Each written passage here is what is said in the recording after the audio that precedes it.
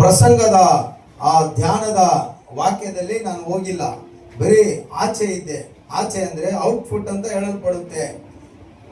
ಏನಂತ ನಾನು ಹೋದ ವಾರದಲ್ಲಿ ಏನು ಆರಂಭಿಸಿ ಪ್ರಸಂಗ ಮಾಡಿದೆ ಹೇಳಿ, ಗೊತ್ತಿರೋರು ಹೇಳಿ, ಏನು ಹೇಳಿ ಪ್ರಸಂಗ ಮಾಡಿದೆ? ಯಾವ ವಾಕ್ಯ ನಿಮಗೆ ಆಧಾರವಾಗಿ ಇಟ್ಟು ಪ್ರಸಂಗ ಮಾಡಿದೆ?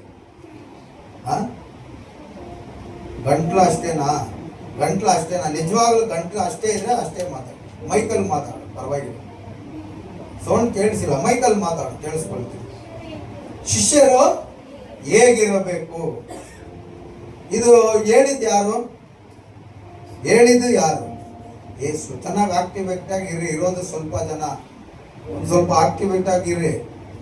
ಯೇಸು ಹೇಳಿದ್ರು. ಯಾವ ವಾಕ್ಯದ ಮೂಲಕ ಹೇಳಿದ್ರು?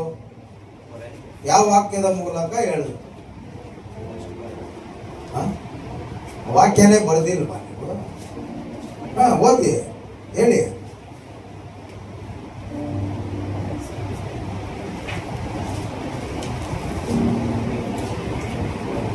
ಹೇಳಿ ವಾಕ್ಯ.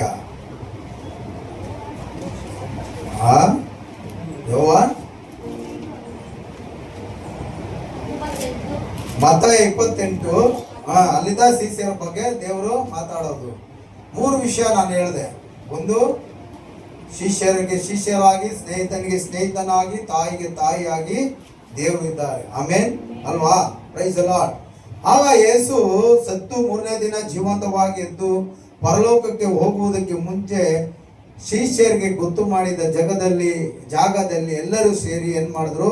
ಯೇಸು ಎಲ್ಲರಿಗೂ ಒಂದು ಡಿಸ್ಕಸ್ ಮಾಡಿ ಒಂದು ಆಜ್ಞೆ ಅಂತ ಹೇಳ್ಬೋದು. ಆಮೇಲೆ ಒಂದು ಆಜ್ಞೆ, ಇದು ನೀವು ಮಾಡಲೇಬೇಕು ಅಂತ ಹೇಳುವಂತ ಒಂದು ವಿಷಯ ಅಲ್ಲಿ ಹೇಳಲ್ಪಡ್ತು. ಏನ್ ಹೇಳಿದ್ರು ಅಂದ್ರೆ, ನೀವು ಹೊರಟು ಹೋಗಿ ಎಲ್ಲಾ ಜಾತಿ ಜನರಿಗೆ ಸುವಾರ್ತೆಯನ್ನು ಸಾರಿ ತಂದೆ ಮಗ ಪರಿಶುದ್ಧ ಆತ್ಮನ ಹೆಸರಿನಲ್ಲಿ ದೀಕ್ಷಾಸ್ನಾನ ಕೊಟ್ಟು ಪ್ರತಿಯೊಬ್ಬರನ್ನು ಏನ್ ಮಾಡಬೇಕು?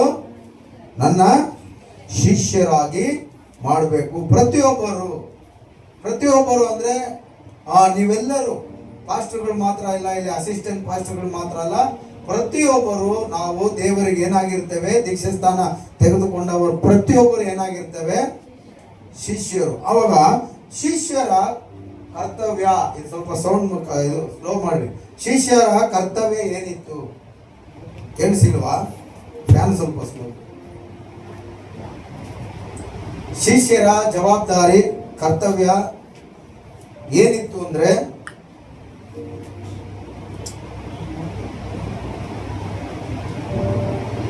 ಸುವಾರ್ತೆ ಸಾರುವುದು. ಹಂಗಂದ್ರೆ ಯೇಸುವಿನ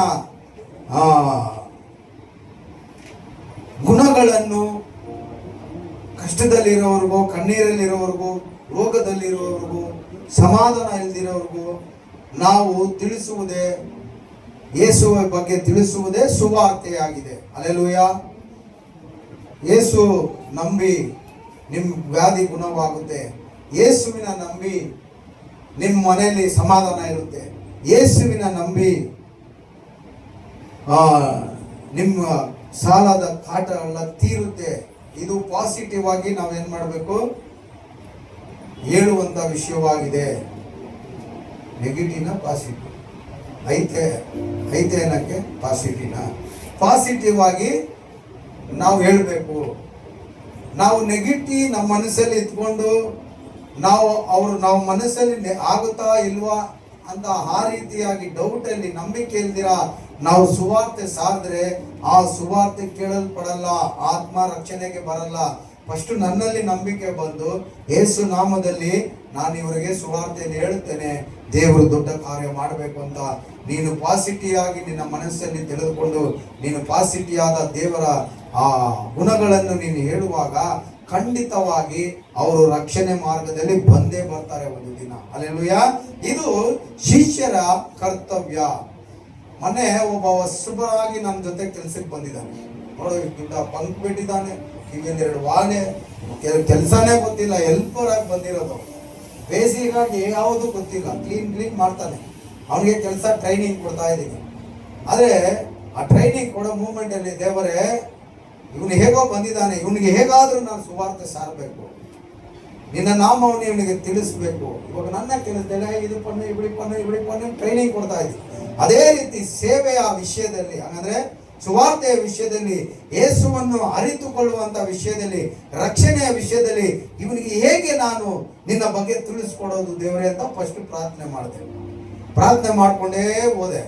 ಅಪ್ಪ ಚರ್ಚೆಗೆಲ್ಲ போதில்லை நீ இல்லை நான் எப்பனா ஒரு நாள் வருஷத்துல ஒரு நாள் போறேன். நான் நமது கோட்ரஸ்ல தான் சர்ச்சு வந்துருப்பா. கோட்ரஸ்லனா எங்க பரப்பா உன் வயசுல உன்ன மாதிரியே நானும் பங்கு வச்சுட்டேன். எனக்கு ஞாபகம் இப்போ கூட இருக்குது. அவ்வளோ பெரிய முடிவு விட்டுருந்து உன் வயசுல இப்படியெல்லாம் அழிந்து சீர்கட்டு போனேன்.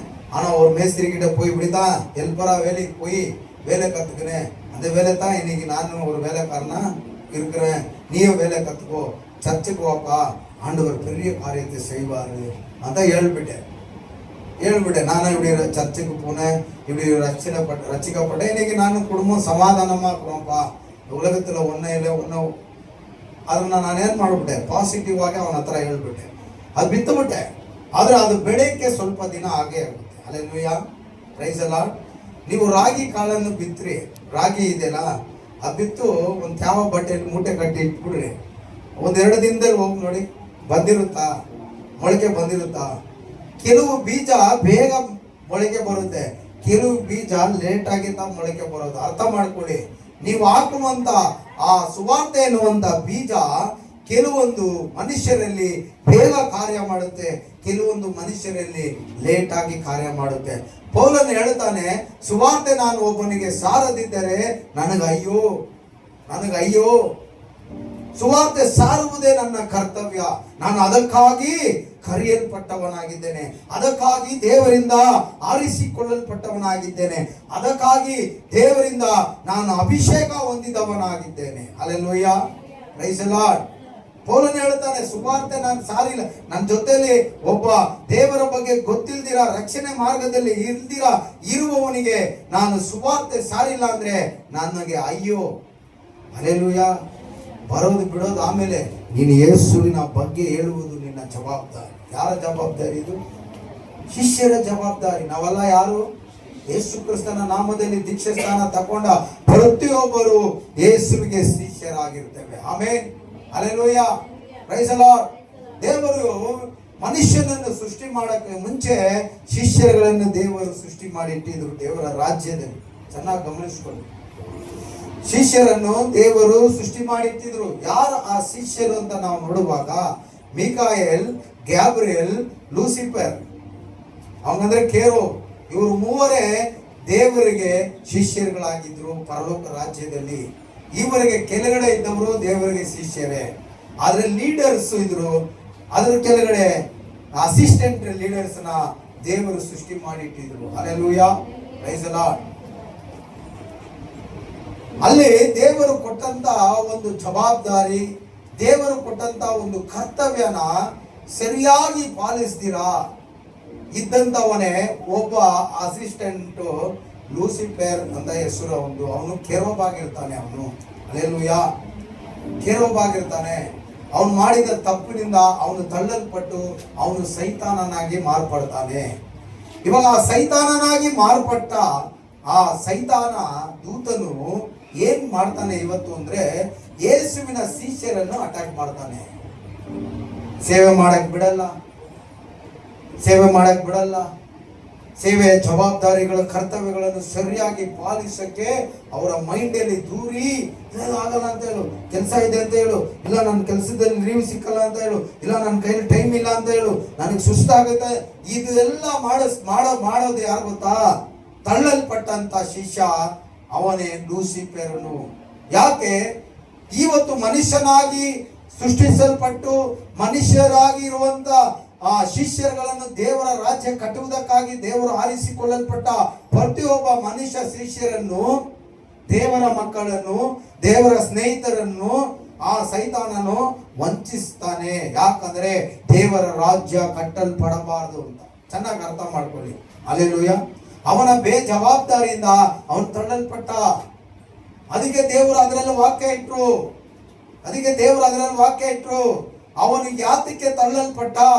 ಅವನ ವ್ಯಾಪಾರ ಜಾಸ್ತಿ ಆಯ್ತು, ಅವನ ಎಮ್ಮೆ ಜಾಸ್ತಿ ಆಯ್ತು. ಎಮ್ಮೆ ಅಂದ್ರೆ ಚಂಬ, ಒಂಥರ ಕ್ರೇಡು. ಯಾಕಂದ್ರೆ ನನಗೂ ಎಲ್ಲ ಪವರ್ ಇದೆ, ನನ್ನ ಕೆಳಗಡೆ ಇನ್ನ ಇದ್ದಾರೆ, ನಾನು ಹೇಳೋ ತರ ನೀವು ಕೇಳಬೇಕು, ಅವ್ರು ಹೇಳೋ ತರ ಅಲ್ಲ. ಆ ರೀತಿಯಾಗಿ ಹೋಗಿದ್ರಿಂದ ಅವನ ಮೈಂಡ್ ಬೇರೆ ತರ ಮಾರ್ಪಟ್ಟಿದ್ರಿಂದ ಅವನು ತಳ್ಳಲ್ಪಟ್ಬಿಟ್ಟ ದೇವರ ಸಮ್ಮುಖದಿಂದ.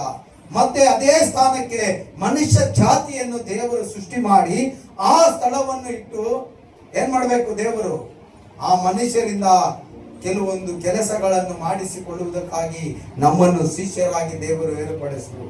ಅದನ್ನು ಮಾಡಕ್ಕೆ ದೇವರು ಮಾಡುವಂತ ಹೇಳಿದಂತ ಕೆಲಸವನ್ನು ಮಾಡದಿರ ತಡಿತಾ ಇರೋದು ಸೈತಾನನಾಗಿರ್ತಾನೆ. ಚೆನ್ನಾಗಿ ಎಚ್ಚರಿಕೆಯಲ್ಲಿ, ಚೆನ್ನಾಗಿ ಮೈಂಡಲ್ಲಿ ಹಾಕೊಳ್ಳಿ, ಚೆನ್ನಾಗಿ ಇಟ್ಕೊಳ್ಳಿ. ನೀವೆಲ್ಲ ಶಿಷ್ಯರುಗಳೇ, ಆದರೆ ಶಿಷ್ಯರ ಜವಾಬ್ದಾರಿಯನ್ನು ಮಾಡದಿರ ಬಿಡೋದು ಸೈತಾನನ ಕೆಲಸ. ಕೋಪ ಎಬ್ಬರಿಸುವುದು, ಮನೆಗಳಲ್ಲಿ ಜಗಳ ಮಾಡಿಸುವುದು. ಭಾನುವಾರ ಬೆಳಿಗ್ಗೆನೆ ಜಗಳ ಬಂದುಬಿಡ್ತದೆ. ನೀರಿಂದಾನೋ, ಐರನ್ ಬಾಕ್ಸ್ ಇಂದಾನೋ, ಯಾವುದೋ ಒಂದು ಕಾರ್ಯದಿಂದಾನೋ ಅವನೇನ್ ಮಾಡ್ಬಿಡ್ತಾನೆ, ಬೆಳಿಗ್ಗೆನೆ ಶಿಷ್ಯರುಗಳಿಗೆ ಮೈಂಡು ಬೇರೆ ರೀತಿಯಲ್ಲಿ ಮಾಡಿ ಬಿಡ್ತಾನೆ. ಅದಕ್ಕೆ ದೇವರು ಹೇಳ್ತಾರೆ, ಅದಕ್ಕೆ ನೀನು ಎಚ್ಚರಿಸು, ಅವ್ರನ್ನ ಎಚ್ಚರಿಸು. ಅವನ ಸೈತಾನ ಯಾರು, ಅವನ ಯೋಚನೆ ಏನು, ಅವನ ಕಾರ್ಯ ಏನು, ಅವನ ಪ್ಲಾನ್ ಏನು, ಆ ಶಿಷ್ಯರಿಗೆ ತಿಳಿಸು ಅಂತಾನೆ ಪರಿಶುದ್ಧ ಆತ್ಮ ನಮ್ಮೊಟ್ಟಿಗೆ ಮಾತಾಡೋದು. ಆಮೇಲೆ ನಿಮ್ಮೊಟ್ಟಿಗೂ ಮಾತಾಡ್ತಾರೆ. ಬೇಡ್ರಿ, ದೇವರೇ ಆತ್ಮನೇ ನಮ್ಮೊಟ್ಟಿಗೆ ಮಾತಾಡು. ಡೈರೆಕ್ಟ್ ಆಗಿ ನಿಮ್ಮೊಟ್ಟಿಗೆ ದೇವರ ಆತ್ಮ ಮಾತಾಡ್ತಾರೆ. ನೀವೇನ್ ಮಾಡಿದ್ದೀರಾ, ಆ ಆತ್ಮನನ್ನು ಅರಿತುಕೊಂಡಿಲ್ಲ, ಆ ಆತ್ಮನ ವಿಷಯಗಳನ್ನು ನೀವು ಗಮನಿಸ್ತಾ ಇಲ್ಲ, ಆತ್ಮನಿಗೆ ಕೆಲಸ ಕೊಡ್ದಿರಾ, ಆತ್ಮನನ್ನು ಸೈಲೆಂಟ್ ಆಗಿ ಇಟ್ಬಿಟ್ಟಿದ್ದೀರಾ ನಿಮ್ಮ ನಿಮ್ಮ ನಿಮ್ಮ ಒಳಗಡೆ. ಹಲ್ಲೆಲೂಯಾ. ಆತ್ಮನು ಎಂಥವರನ್ನು ಪ್ರಕಾಶಿಸುವಂತ ಆತ್ಮನು, ಎಂಥವರೊಟ್ಟಿಗೂ ಮಾತನಾಡುವಂತ ಆತ್ಮನು. ಆತನು ಮಾತಾಡ್ಬೇಕಾದ್ರೆ ಫಸ್ಟ್ ನೀವು ನಿಮ್ಮ ಅಲ್ಲಿ ಕೊಟ್ಟಿರುವಂತ ಪರಿಶುದ್ಧ ಆತ್ಮನೊಟ್ಟಿಗೆ ನೀವು ಐಕ್ಯವಾಗಬೇಕು. ಹಾಗಾದ್ರೆ ಮಾತಾಡಬೇಕು. ಪ್ರಾರ್ಥನೆ ಮಾಡುವಾಗ ಮಾತಾಡಿ, ನನ್ನ ಯೋಚನೆ ಏನು ದೇವರಾತ್ಮನೇ, ನನ್ನ ವಿಷಯ ಏನು, ಏನ್ ಮಾಡಬೇಕು ದೇವರ ರಾಜ್ಯಕ್ಕಾಗಿ ನೀವು ಮಾತಾಡಿ. ಸುವಾರ್ತೆ ಒಬ್ಬರಿಗೆ ಸಾರಕ್ಕೆ ಹೋಗ್ತಿರಲ್ಲ, ಡೈರೆಕ್ಟ್ ಆಗಿ ಹೇಳಕ್ ಹೋಗ್ಬೇಡಿ. ಫಸ್ಟ್ ನೀನು ಪ್ರಾರ್ಥನೆ ಮಾಡು, ದೇವರೇ ಇವನ ಹತ್ರ ನಾನು ಸುವಾರ್ತೆ ಸಾರ್ಬೇಕು, ನಿನ್ ಬಗ್ಗೆ ನಾನು ಹೇಳ್ಬೇಕು, ಯೇಸು ನಾಮದಲ್ಲಿ ನೀನು ಮಾತಾಡು. ನಾನು ಹೇಳ್ತೀನಿ, ನಾನು ಹೇಳುವಂತ ಮಾತು ನೀನು ಮಾತಾಡು, ನನ್ನ ಬಾಯಿ ತೆಗೆ. ಇವನ ಹತ್ರ ಹೇಳಕ್ಕೆ ನಾನು ಹೋಗ್ತೀನಿ, ನೀನು ಮಾತಾಡು, ಹೋಗಿ ನೋಡು. ಅವನು ಎಂತ ಕೊಂಬನಾಗಿದ್ರೇನು ನೀನು ದೇವರ ಮಾತು ಅವನಿಗೆ ಹೇಳ್ಬೋದು. ಹಲ್ಲೆಲೂಯಾ. ಆದ್ರೆ ನಿನ್ನಿಷ್ಟಕ್ಕೆ ನೀನು ಹೋದ್ರೆ ಸೈತಾನ ನಿನ್ನ ಅಷ್ಟು ಈಸಿಯಾಗಿ ಅವನು ದೇವರ ಮಾತನ್ನು ತಿಳಿದುಕೊಳ್ಳುವ ಹಾಗೆ ಸೈತಾನ ಬಿಡಲ್ಲ. ಯಾಕಂದ್ರೆ ಕೆಲವು ಬೀಜ ದಾರಿಯಲ್ಲಿ ಬಿದ್ದಿತ್ತು, ಕಾಗೆ ಬಂದು ತಿಂದು ಬಿಡಿತು. ಹಂಗಂದ್ರೆ ನಿನ್ನ ವಾಕ್ಯ ಅವನಿಗೆ ಹೇಳ್ತೀಯ, ಆ ವಾಕ್ಯ ಅವನ ಕಿವಿಯಲ್ಲಿ ಹೋಗ್ದಿರ ಹಾಗೆ ಸೈತಾನನ್ನು ತೆಗೆದು ಬಿಡ್ತಾನೆ ಅಂತ ಅರ್ಥ. ಆದ್ರೆ ನೀನು ದೇವರಿಗೆ ಒಪ್ಪಿಸಿಕೊಟ್ಟು ಹೋಗು, ಆ ವಾಕ್ಯ ಅವನು ಕೇಳಿ, ಆ ಕೇಳಿದ ಮನುಷ್ಯ 30, 60, 100ರಷ್ಟು ಫಲ ನೀಡುವವನು. ಆಮೇಲೆ ನೀವು ಸಭೆಯಲ್ಲಿ ನೀಡ್ತಾ ಇಲ್ವಾ?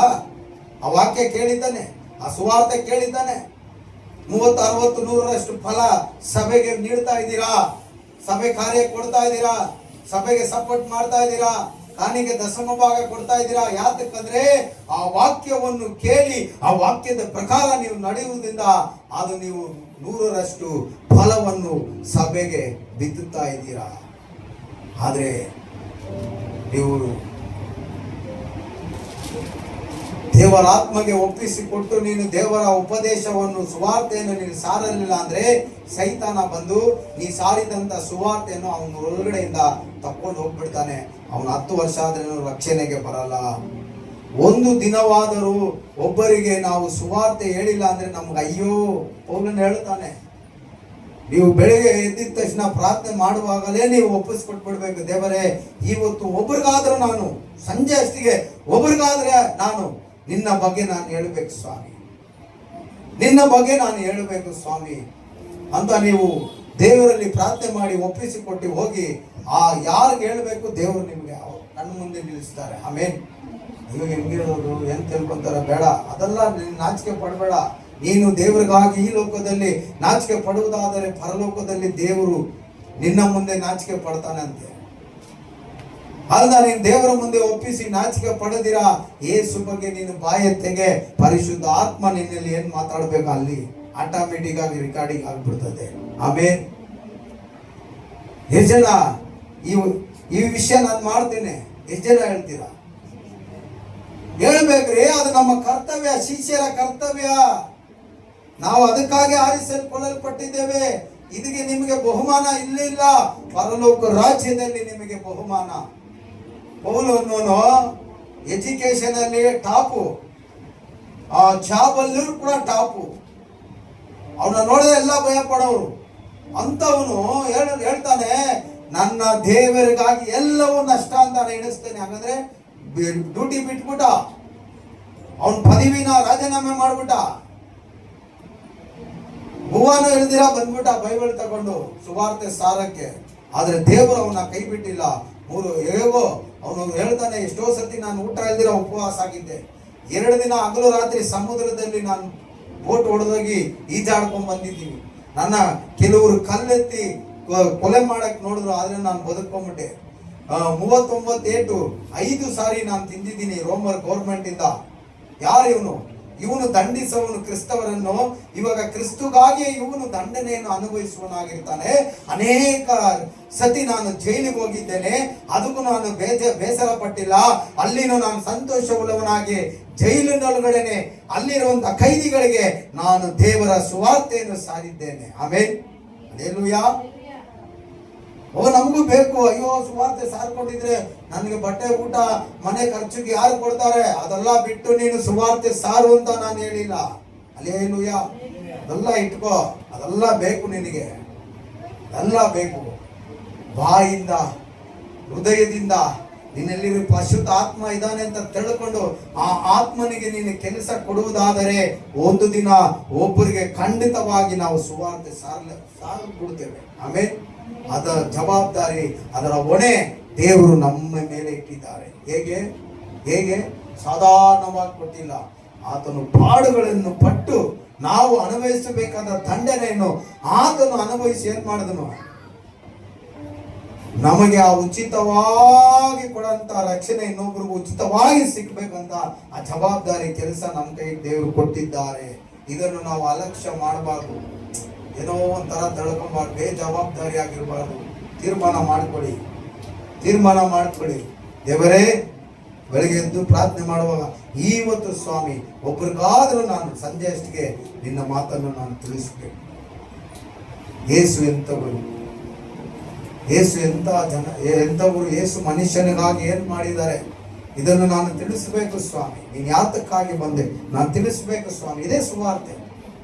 ಸುವಾರ್ತೆ ಅಂದ್ರೆ ಯೇಸು ಹುಟ್ಟಿದ್ದೆ ಶುಭ ಸಮಾಚಾರ, ಅದೇ ಸುವಾರ್ತೆ. ನಿಮಗಾಗಿ ದಾವೀದನ ಊರಲ್ಲಿ ನಿಮಗಾಗಿ ಒಂದು ದೇವದೂತರು ಹೇಳ್ತಾರೆ ಕುರುಬರಿಗೆ, ನಿಮಗಾಗಿ ಒಂದು ಶುಭ ಸಮಾಚಾರವನ್ನು ತಂದಿದ್ದೇನೆ. ಅಂದ್ರೆ ಸುವಾರ್ತೆ ತಂದಿದ್ದೇನೆ. ಅದೇನೆಂದರೆ ಇವತ್ತು ನಿಮಗಾಗಿ ದಾವೀದನ ಊರಲ್ಲಿ ಒಬ್ಬ ರಕ್ಷಕ ಹುಟ್ಟಿದ್ದಾನೆ. ಇದೇ ಸುವಾರ್ತೆ, ಶುಭ ವಾರ್ತೆ. ಆಮೇಲೆ ಈ ವಾರ್ತೆನೆ ಅನ್ಯರಿಗೆ ಹೇಳಬೇಕಂತ ದೇವರು ನಿನ್ನನ್ನು ನನ್ನನ್ನು ಏನ್ ಮಾಡಿಟ್ಟಿದ್ದಾರೆ? ಶಿಷ್ಯರಾಗಿ ಮಾಡಿಟ್ಟಿದ್ದಾರೆ. ಆಮೇಲೆ ಅಂತ ಹೇಳೋಣ. ಹಲ್ಲೆಲೂಯಾ. ಆ ಶಿಷ್ಯರ ಜವಾಬ್ದಾರಿಗಳು, ಶಿಷ್ಯರ ಕೆಲಸಗಳು ಏನಾಗಿರುತ್ತೆ ಅಂತ ನಾವು ಮುಂದೆ ನೋಡ್ಕೊಂಡು ಹೋಗೋಣ ಒಂದೊಂದು ವಾಕ್ಯವಾಗಿ. ಮೊದಲು ಸೇವೆ ಮಾಡುವವರು ಅಂದ್ರೆ ಶಿಷ್ಯರು ಹೇಗಿರಬೇಕು? ಸಿದ್ಧವಾದ ಹೃದಯವುಳ್ಳವರಾಗಿರಬೇಕು. ಸಿದ್ಧವಾದ ಅಂದ್ರೆ ದೇವರ ಆಜ್ಞೆಗಳನ್ನು ನಾನು ಮಾಡುತ್ತೇನೆ ಅನ್ನುವಂತ ಒಂದು ಸಿದ್ಧ. ಅಂದ್ರೆ ಓಕೆ, ಪ್ರಿಪೇರ್ ಇಲ್ಲ. ಸಿದ್ಧ ಅಂದ್ರೆ ಏನು?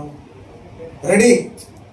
ದೇವರು ಕೊಟ್ಟಂತಹ ಮಾತಿನ ಪ್ರಕಾರ ನಾನು ಮಾಡಕ್ಕೆ ಸಿದ್ಧನಾಗಿದ್ದೇನೆ. ಹಂಗೆ ಸೇವೆ ಮಾಡುವವರು, ದೇವರಿಂದ ಆರಿಸಿಕೊಳ್ಳಲ್ಪಟ್ಟ ಶಿಷ್ಯರಾದ ನಾವು ಸಿದ್ಧವಾದ ಹೃದಯವುಳ್ಳವರಾಗಿರಬೇಕು. ಇದು ದೇವರು ಇಸ್ರೇಲ್ ಜನರಿಗೆ ಕೊಟ್ಟಂತ ಮೊದಲ ಆಜ್ಞೆ. ಏನಾಜ್ಞೆ ಇದು? ಮೊದಲ ಆಜ್ಞೆ ಶಿಷ್ಯರಿಗೆ ಏನಂತ ಇತ್ತು ಅಂತ ಅಲ್ಲಿ ನೋಡೋಣ. ವಾಕ್ಯ ವಿಮೋಚನಾ ಕಾಂಡ 35ನೇ ಅಧ್ಯಾಯ 10ನೇ ವಚನ ಓದಿ. 35:10.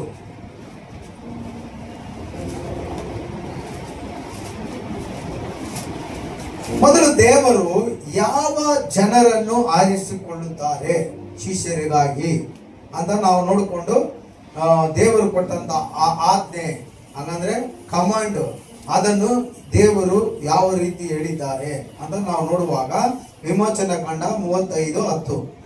ನಿಮ್ಮಲ್ಲಿರುವ ಜಾಣರೆಲ್ಲರೂ ಬಂದು ಯೆಹೋವನು ಆಜ್ಞಾಪಿಸಿದ್ದನ್ನೆಲ್ಲವನ್ನು ಮಾಡಬೇಕು. ಮೊದಲು ದೇವರು ಆರಿಸಿಕೊಳ್ಳಲ್ಪಟ್ಟಂತ ಕೆಲಸದವರು ಯಾರಾಗಿರ್ತಾರೆ ಅಂತ ಈ ವಾಕ್ಯ ಹೇಳುತ್ತಂದ್ರೆ, ಅವರೆಲ್ಲರೂ ದತ್ತಿಗಳಲ್ಲ. ಚೆನ್ನಾಗಿ ಗಮನಿಸಿ, ಬುದ್ಧಿಹೀನರಲ್ಲ, ಅವರೆಲ್ಲರೂ ಬುದ್ಧಿವಂತರು, ಟ್ಯಾಲೆಂಟ್ ಎಲ್ಲಿರೋರು, ಜ್ಞಾನ ಉಳ್ಳವರು. ಅಲ್ಲಿ ವಾಕ್ಯ ಹೇಳುತ್ತೆ, ದೇವರು ಹೇಳುತ್ತಾರೆ, ಮೋಶೆಗೆ ಹೇಳುತ್ತಾರೆ, ಈ ತರ ಜನರನ್ನು ನೀನು ಆರಿಸಿ ತೆಗೆದುಕೋ ನನ್ನ ಕೆಲಸಕ್ಕಾಗಿ, ನನ್ನ ಸೇವೆಗಾಗಿ. ಅಲ್ಲೆಲ್ಲೂಯಾ. ಆ ಜನ ಹೇಗಿದ್ರಂತೆ, ಅವರೆಲ್ಲರೂ ಜಾಣರು. ಆಮೇನ್. ಇವಾಗ ಬುದ್ಧಿ ಇಲ್ದಿರೋರು ಕೈ ಎತ್ತಿ ನೋಡೋಣ. ಹಲೋ, ಕೈ ಎತ್ತಿ. ಬುದ್ಧಿ ಇದೆ ನಿಮ್ಗಲ್ಲ ಅಲ್ವಾ? ಇದೆಯಾ ಇಲ್ವಾ? ಇದೆ. ಬುದ್ಧಿ ಇಲ್ದಿರ ದೇವರು ಯಾರನ್ನು ಶಿಷ್ಯರಾಗಿಲ್ಲ, ಆರಿಸಿಕೊಂಡಿಲ್ಲ. ಎಲ್ಲ ಬುದ್ಧಿವಂತರನ್ನೇ ದೇವರು ಆರಿಸಿಕೊಂಡಿದ್ದಾರೆ. ಆಮೇಲೆ ಅಂತ ಹೇಳೋಣ. ಅಲ್ಲೆಲ್ಲೂಯಾ. ಇನ್ನ ಪ್ರಾಯದ ಮಕ್ಕಳೆಲ್ಲ ಇಂಗ್ಲಿಷ್ ಎಲ್ಲ ಓದ್ತಾರೆ, ಬರೀತಾರೆ, ಮಾತಾಡ್ತಾರೆ. ಆ ಟ್ಯಾಲೆಂಟ್ ಎಲ್ಲ ನನಗೆ ಕೊಟ್ಬಿಟ್ಟಿದ್ರೆ ಇನ್ನ ನನ್ನ ಕೈಯಲ್ಲೇ ಹಿಡಿಯಕ್ಕಾಗ್ತಾ ಇದ್ದಿಲ್ಲ ಯೇಸು ನಾಮದಲ್ಲಿ.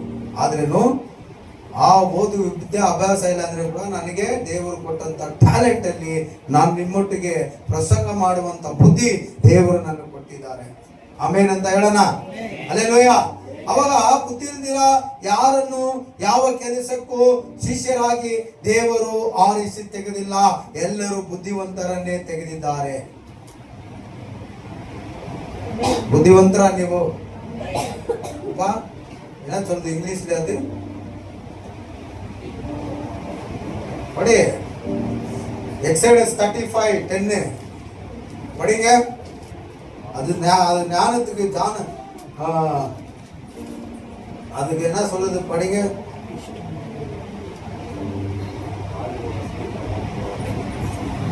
படிச்சீங்களா? இப்போ படிக்கிறதுக்குள்ள 5 நிமிஷம் போயிடுது. ஓதுரு 35:10.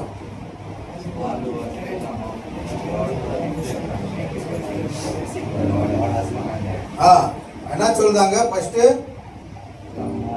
உங்களுக்குள்ள இருக்குதா? இருக்கலாமா? இல்ல இருக்கலாமா? இருக்குது. ரெண்டாவது என்ன சொல்லுது? டேலண்டா? கமெண்ட்டுக்கு முன்னாடி ಕನ್ನಡದಲ್ಲಿ எப்படி சொல்லுது? ನಿಮ್ಮಲ್ಲಿರುವ ಜ್ಞಾನರೆಲ್ಲರೂ. ಕನ್ನಡದಲ್ಲಿ எப்படி சொல்லுது? ಇಂಗ್ಲಿಷ್ல என்ன சொல்லுது? ಜೋರಾಗಿ ಹೇಳ್ರಪ್ಪ. ಹಂಗಂದ್ರೆ ಏನು ಅರ್ಥ? ಅದು ಅರ್ಥ ಹೇಳ್ರಿ ನನಗೆ.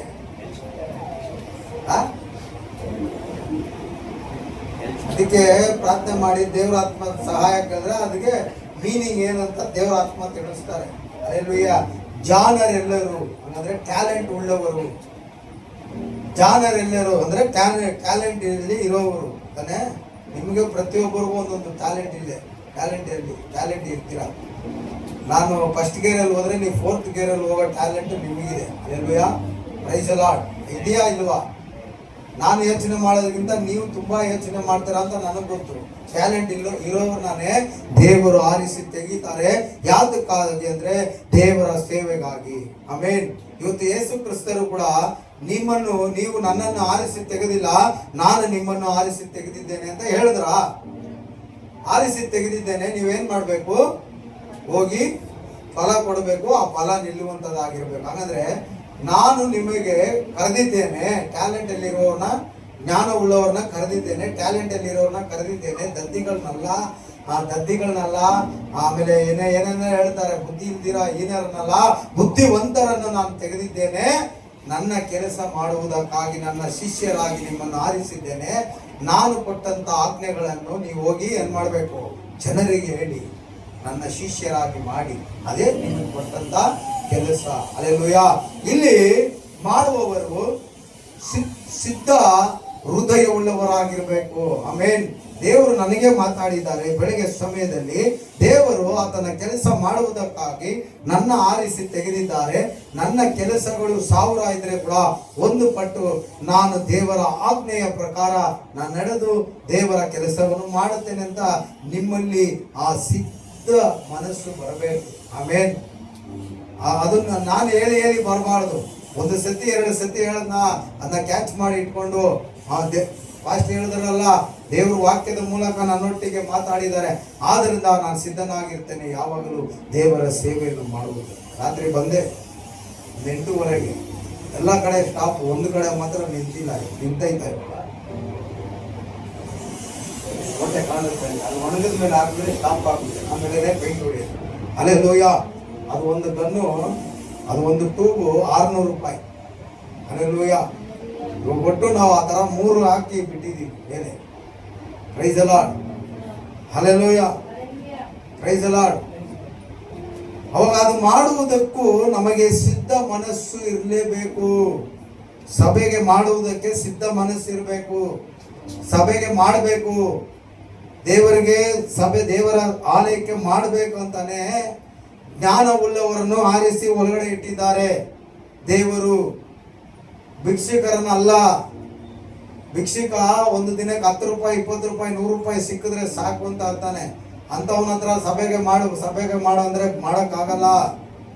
ಟ್ಯಾಲೆಂಟ್ ಆಗಿರೋರು, ಚೆನ್ನಾಗಿ ದುಡಿಯೋರು, ಟ್ಯಾಲೆಂಟ್ ಉಳ್ಳವರನ್ನೇ ದೇವರು ಏನ್ ಮಾಡಿದ್ದಾರೆ, ತನ್ನ ಸೇವೆಗಾಗಿ, ತನ್ನ ಆಲಯದ ಕೆಲಸಕ್ಕಾಗಿ, ತನ್ನ ರಾಜ್ಯ ಕಟ್ಟುವುದಕ್ಕಾಗಿ ಆರಿಸಿ ಈ ಸಭೆಯಲ್ಲಿ ದೇವರು ಇಟ್ಟಿದ್ದಾರೆ. ಚೆನ್ನಾಗಿ ಅರ್ಥ ಮಾಡ್ಕೊಳ್ಳಿ. ಇಷ್ಟು ಜನನೇ ಇಲ್ಲ, ದೇವರು ಫಸ್ಟ್ ಆರಿಸಿದೆ 12 ಜನ. ಎಷ್ಟು ಜನ?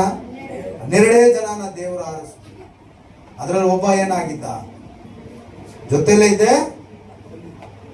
ಯೇಸುಗೆ ಏನ್ ಮಾಡ್ಬೇಕಂತ ಇದ್ದ, ತೋರಿಸಿಕೊಡ್ಬೇಕಂತ ಇದ್ದ. ಇದು ಯೇಸು ಗೊತ್ತಿಲ್ವಾ? ಗೊತ್ತಿಲ್ವಾ? ಗೊತ್ತಿತ್ತು ತಾನೆ. ರಾವ್ ಭೋಜನ ಪಡುವಾಗ ಯೇಸು ಹೇಳ್ತಾರೆ, ಅವ್ನು ತಿಂದಿದ ತಕ್ಷಣ, ಯುದಾಸ್ ನೀನ್ ಮಾಡ್ಬೇಕಾಗಿರೋ ಕೆಲಸ ಮಾಡ್ಬೇಕು. Hallelujah, praise the lord. ಸಭೆ ಅಂದ್ಮೇಲೆ ಹಂಗೆ ಹಿಂಗೆ ಇದ್ದೇ ಇರುತ್ತೆ. ಯೇಸು ಸ್ವಾಮಿ ಸಾಕ್ಷಾತ್ ಆ ದೇವ್ರ ಜೊತೆನೇ ಹಂಗಿರುವಾಗ ಸಭೆ ಅಂದ್ರೆ ಇದ್ದೇ ಇರುತ್ತೆ. ಅದನ್ನ ನಾವು ತಲೆಗೆ ಹಾಕೊಳಲ್ಲ, ಅದನ್ನ ನಾವು ತಲೆನೇ ಕೆಡಿಸ್ಕೊಳಲ್ಲ. Hallelujah, praise the lord. ಸಭೆಗೆ ಭಾರಪಟ್ಟು ಸಭೆಗಾಗಿ ಮಾಡುವವರಿಗೆ ದೇವರು ಬಹುಮಾನ ಇಟ್ಟಿದ್ದಾರೆ. ಅದು ಇಲ್ಲಿ ಇಲ್ಲ, ದೇವರ ರಾಜ್ಯದಲ್ಲಿದೆ. ಇಲ್ಲಿ ಕೊಡುವಂತ ಬಹುಮಾನ ಅದು ಅಳಿದು ಹೋಗುತ್ತೆ. ಅಲ್ಲಿ ಕೊಡುವಂತ ಬಹುಮಾನ ಅದು ಕೆಟ್ಟು ಹೋಗುವುದಿಲ್ಲ, ಅಳಿದು ಹೋಗುವುದಿಲ್ಲ, ನಿರಂತರವಾದ ಬಹುಮಾನ. ಆಮೇಲೆ ಅದನ್ನು ನಾವು ಎದುರು ನೋಡಿ ಶಿಷ್ಯೋತ್ತರ ಕೆಲಸಗಳನ್ನು ಸಿದ್ಧ ಮನಸ್ಸುಳ್ಳವರಾಗಿ ನಾವೇನ್ ಮಾಡಬೇಕು, ಭೂಮಿಯಲ್ಲಿ ಕೊಟ್ಟಂತ ಜವಾಬ್ದಾರಿಗಳನ್ನು, ಕೆಲಸಗಳನ್ನು, ಶಿಷ್ಯರ ಕರ್ತವ್ಯಗಳನ್ನು ಸಿದ್ಧ ಮನಸ್ಸುಳ್ಳವರಾಗಿ, ಶುದ್ಧ ಹೃದಯವುಳ್ಳವರಾಗಿ ನಾವು ಮಾಡ್ಕೊಂಡು ಹೋಗ್ಬೇಕು. ಹಲ್ಲೆಲೂಯಾ. ಓದಿ, ಇಷ್ಟೇನಾಯ್ತು. ಅವರು ಮಾಡಬೇಕಾದವುಗಳು ಯಾವುದೆಂದರೆ ದೇವ ದರ್ಶನದ ಗುಡಾರ, ಅದರ ಮೇಲ್ಹೊದಿಕೆಗಳು, ಅದರ ಕೊಂಡಿಗಳು, ಚೌಕಟ್ಟುಗಳು, ಅಗುಲಿಗಳು, ಕಂಬಗಳು, ಗದ್ದಲೆಗಳು, ಆತ್ಮಸ್ನಾನ, ಮಂಜೂಷ, ಅದನ್ನು ಹೊರುವ ಕೋಲುಗಳು, ಕೃಪಾಸ್ನಾನ, ಅದನ್ನು ಮಾಡುವ ತೆರೆ, ಮೇಜು, ಅದರ ಕೋಲುಗಳು, ಅದರ ಉಪಕರಣಗಳು, ಅದರ ಮೇಲೆ ಇಡುವುದಕ್ಕೆ ನೈವೇದ್ಯದ ರೊಟ್ಟಿಗಳು, ದೀಪಸ್ತಂಭ, ಅದರ ಉಪಕರಣ, ಹಣ ತೆಗೆಯಲು ದೀಪಸ್ತಂಭಕ್ಕೆ ಬೇಕಾದ ಎಣ್ಣೆ, ಅದನ್ನೇ ಹಣ ತೆಗೆಯಲು ದೀಪಸ್ತಂಭಕ್ಕೆ ಬೇಕಾದ ಎಣ್ಣೆ, ಧೂಪವದಿ, ಅದರ ಕೋಲುಗಳು, ಅಭಿಷೇಕ ತೈಲ, ಪರಿಮಳ ಧೂಪ ದ್ರವ್ಯ, ಗುಡಾರದ ಬಾಗಿಲಿನ ಪರದೆ, ಯಜ್ಞವೇದಿಯ ಅದರ ತಾಮ್ರದ ಬಾಗಿಲು, ಕೋಲುಗಳು, ಉಪಕರಣಗಳು, ಗಂಗಳ, ಅದರ ಪೀಠ, ಅಂಗಳದ ತೆರೆಗಳು, ಕಂಬಗಳು, ಗದ್ದಿಗೆಗಳು, ಅಂಗಳದ ಬಾಗಿಲಿನ ಪರದೆ, ಗುಡಾರದ ಗೂಟಗಳು, ಅಂಗಳದ ಗೂಟಗಳು, ಇವುಗಳ ಹಗ್ಗಗಳನ್ನು, ಪವಿತ್ರ ಸ್ಥಾನದ ಸೇವೆಗೆ ಬೇಕಾದ ಸುಂದರವಾದ ದೀಕ್ಷಾ ವಸ್ತ್ರಗಳು, ಅಂದರೆ ಮಹಾಯಾಜಕನಾದ ಆರೋನನಿಗೂ ಅವನ ಮಕ್ಕಳಿಗೂ ಬೇಕಾದ ಯಾಜಕ ವಸ್ತ್ರಗಳು ಇವೆ ಅಂದನು. ಹಲ್ಲೆಲೂಯಾ. ಜನರಿಂದ, ಅವರ ಶಿಷ್ಯರ ಕೆಲಸ ಮಾಡುವವರಿಂದ ಸಭೆಯನ್ನು ಹೇಗೆ ಕಟ್ಟಬೇಕು, ಆ ಸಭೆ ಆವತ್ತು ಗೋಡೆಯ ಸಭೆ ಇದ್ದಿಲ್ಲ. ಮೊದಲ ಸಭೆ ಅದು ಗುಡಾರದ ಸಭೆ, ಬಟ್ಟೆಯಿಂದ, ತಾರ್ಪಾಲಿಂದ, ಮ್ಯಾಟಿಂದ ಕಟ್ಟಲ್ಪಟ್ಟಂತ ಸಭೆ. ಆ ಸಭೆಗೆ ದೇವರು ಈ ರೀತಿಯೆಲ್ಲ ಅಲಂಕಾರವಾಗಿರ್ಬೇಕಂತ ತಾನು ಕರೆದಂತ ಜನರಿಗೆ ದೇವರು ಹೇಳಿದ್ರು. ಆಮೇಲೆ ಕೆಲಸ ಕೊಟ್ಟಿದ್ರು, ಈ ರೀತಿ ಇರಬೇಕು ನನ್ನ ಆಲಯ. ಆಮೇಲೆ ಪಾಸ್ಟರ್ಗೆ ಹಾಕೋಣಕ್ಕೆ ಬಟ್ಟೆ, ಅಂದ್ರೆ ಸೇವೆ ಮಾಡುವಂತ ಬಟ್ಟೆ, ಬಲಿಪೀಠದಲ್ಲಿ ನಿಂತು ಸೇವೆ ಮಾಡುವಂತ ಡ್ರೆಸ್ಸಸ್, ಆ ಕೋಡಸ್ ಹೇಳಿ ಅವ್ರ ಮಕ್ಕಳಿಗೆ ಕೆಲಸ ಮಾಡುವಂತ ಬಟ್ಟೆ ಕೋಡಸ್, ಯಾಜಕರೇ ನೀವೇ ತಗೊಂಬನ್ನಿ ಅಂತ ಹೇಳಿಲ್ಲ. ಶಿಷ್ಯರುಗಳೇ, ನಾನು ತಿಳಿದುಕೊಂಡ ಜನರೇ, ನೀವು ಅವ್ರಿಗೆ ಈಸ್ಕೊಡ್ಬೇಕು. ಅಲ್ಲೆಲ್ಲೂಯ್ಯ. ಇವತ್ತವರೆಗೂ ಯಾವ್ದನ್ನ ಒಂದು ಬರ್ತಡೆಗೆ ಒಂದು ಜೊತೆ ಬಟ್ಟೆ ಈಸ್ಕೊಟ್ಟಿದ್ದೀರಾ? 9 ವರ್ಷ ಆಯ್ತು ಇಲ್ಲಿಗೆ ನಾನು ಸೇವಕನಾಗಿ ಸಭೆಯಿಂದ ಆಚೆ ಬಂದು. ನಾನು ಎಷ್ಟೋ ಜನ ಈಸ್ಕೊಟ್ಬಿಟ್ಟಿದ್ದೀನಿ. ಹೇಳಿ ತೋರಿಸ್ಬೇಕಂತ ಇಲ್ಲ. ಕೆಲವರು ಬಂದು ನಮ್ಗೆ ಹೇಳುವಾಗ ನಮಗೆ ದುಃಖ ಆಗುತ್ತೆ. ಒಬ್ರು ಬಂದು, ಅಯ್ಯ ಎಪ್ಪಡಿ ವಿಶ್ವಾಸಿಗೆ ಬರ್ತಡೆಗೆ ವಾಂಗಿಲ್ಲ. ಅದೇ ತರ ಒಂದು ದಿನ ಕಿರಣ್ ಒಂದು ಈಸ್ಕೊಂಡಿದ್ದ ಸ್ಮಾರ್ಟ್. ನಾನು ಹೋಗ್ತಿದ್ದೆ, ಅದೇ ಪ್ರಸಂಗ ಪಣಿ ಹೆಂಗ ವಿಶ್ವಾಸ ಹೆಂಗ ವಾಂಗಿ ಕೊಡ್ತಿದಾರ ಪದ್ಯ ನೀ ಅಂದೆ. ಅಲ್ಲೆಲ್ಲೂಯ್ಯ. ಬರ್ತಾರೆ ಮೀಟಿಂಗ್ ಹೋಗುವಾಗ, ಅಯ್ಯ ಇದು ಶರ್ಟ್ ಸೂಪರ್ ಆಗಿದೆ, ಈಗ ವಿಶ್ವಾಸ ಹೆಂಗ ಕಲ್ಯಾಣ 4 ಗಿಫ್ಟ್ ಕೊಡ್ತಾರೆ. ದುಃಖ ಆಗ್ಬಿಡ್ತದೆ. ಹೆಂಗ ವಿಶ್ವಾಸಿ ಬರ್ತಡೆಗೆ ಕೂப்பிட்டாங்க, அங்க போனேன் இவ்வளவு காணிக்கை கொடுத்தாங்க. எங்க விசுவாசி அங்க ஜப கூட்டத்துக்கு கூப்பிட்டாங்க, ದುಃಖ ಆಗುತ್ತೆ. ಕಲ್ಯಾಣ ನಾಳೆ ಕೂப்பிட்டாங்க, ದುಃಖ ಆಗುತ್ತೆ. ಅವ ಸೈಲೆಂಟ್ ಆಗ್ಬಿಡೋದು. ಯಾಕೆಂದ್ರೆ ತೋಪಲೆ ತನ್ನ ವಾಯ ವಚ್ಚಿ ಸುಮ್ಮ ನಾನೇ போய் மாட்டிக்கினேன். ಸರಿ ಅಯ್ಯ, ಓಕೆ ಹೋಗ್ಬಿಡೋದು ಮೆತ್ತಿಗೆ. ಸುಮ್ಮನೆ ಬಾಯಿ ಕೊಟ್ಟು ನಾವೇ ಯಾಕೆ ಬೇಜಾರು ಮಾಡ್ಕೊಳ್ಳೋದು ಅಂತ ಸೈಲೆಂಟ್ ಆಗಿ ಹೋಗ್ಬಿಡೋದು. ಅಲ್ಲೆಲ್ಲೂಯ್ಯ. ಆದ್ರೆ ವಾಕ್ಯ ಹೇಳುತ್ತೆ, ಆರಿಸಿಕೊಟ್ಟಲ್ಪಟ್ಟಂತ ಜ್ಞಾನರೆಲ್ಲರೂ ಸೇವಕರಿಗೆ ಸೇವೆ ಮಾಡುವುದಕ್ಕೆ ನೀವೇ ಕೊಡಬೇಕು ಅಂತ ಹೇಳಲ್ಪಟ್ಟಿದೆ. ಅಲ್ಲೆಲ್ಲೂಯ್ಯ. ಹಿಂಗೆ ಯೋಚನೆ ಮಾಡ್ದ. ಸರಿ ಪಾಸ್ಟರ್, ಆ ಸೇವಕರು ಕೆಲ್ಸಕ್ಕೆ ಹೋಗಿಲ್ಲ, ಸಭೆಯಲ್ಲೇ ರಾತ್ರಿ ಆಗಲು ಸೇವೆ ಮಾಡಿದ್ರು. ನೀವು ಬಂದು ಸೇವೆ ಮಾಡಿ, ನಿಮ್ಮ ಅಗತ್ಯಗಳನ್ನು ನಾವು ಯೇಸು ನಾಮದಲ್ಲಿ ಮಾಡ್ತೀನಿ ಅಂತೀರಾ? ಆ ಮಾತಿನ ಪ್ರಕಾರ ಆ ಸೇವಕರು, ಯಾಜಕರು ಆಲಯದಲ್ಲಿ ಇದ್ರು, ಅವ್ರ ಮಕ್ಕಳು ಆಲಯದಲ್ಲಿ ಕೆಲಸ ಮಾಡಿದ್ರು. ಆದ್ರಿಂದ ಅವ್ರಿಗೆ ಬೇರೆ ಬೆನಿಫಿಟ್ ಯಾವುದಿಲ್ಲ. ನೀವು ಆ ತರ ಮಾಡಿ ನಾವು ನಿಮಗೆ ಎಲ್ಲವೂ ಸಲ್ಲಿಸ್ತೇವೆ, ಹಂಗೆ ಯೋಚನೆ ಮಾಡ್ತೀರಾ? ಪೌಲ್ ಹೇಳ್ತಾನೆ, ಒಂದು ಮಾತು ಓದಿ, 1 ಕೊರಿಂಥರ್ 9ನೇ ಅಧ್ಯಾಯ ಅನ್ನಿಸ್ತದೆ. ಓದಿ.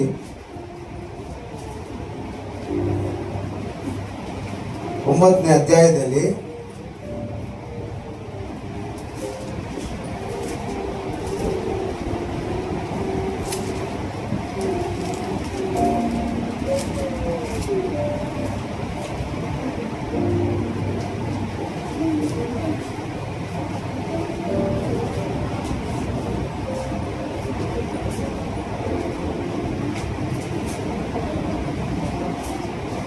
ಸಮಯ ಹೋಗ್ತಾ ಇತ್ತು.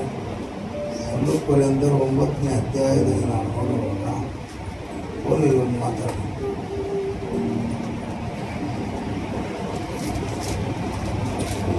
ನೋಡಿ, 9:7 ಹೇಳುತ್ತೆ, ಯಾವ ಸಿಪಾಯಿ ಆದರೂ ಸ್ವಂತ ಖರ್ಚಿನಿಂದ ಯುದ್ಧಕ್ಕೆ ಹೋಗುವುದು ಉಂಟೆ? ಒಬ್ಬ ಮಿಲಿಟರಿ ಮ್ಯಾನ್ ಇದ್ದಾನೆ, ஒரு போலீஸ் அதிகாரி இருக்கிறான், ஒரு மிலிட்டரி போர்ஸ் இருக்குது. இவன் வாருக்கு போனானா அவன் சொந்த பேமெண்ட் பணத்துல செலவு பண்ணிட்டு போவானா? யார் பண்ணோம் செலவு? கவர்மெண்ட். அவன் கவர்மெண்ட் ஜாப்ல இருக்கிறான், அதனால கவர்மெண்ட் என்ன பண்ணணும்? செலவு பண்ணி அவனை யுத்தத்துக்கு கூட்டிட்டு போனோம்.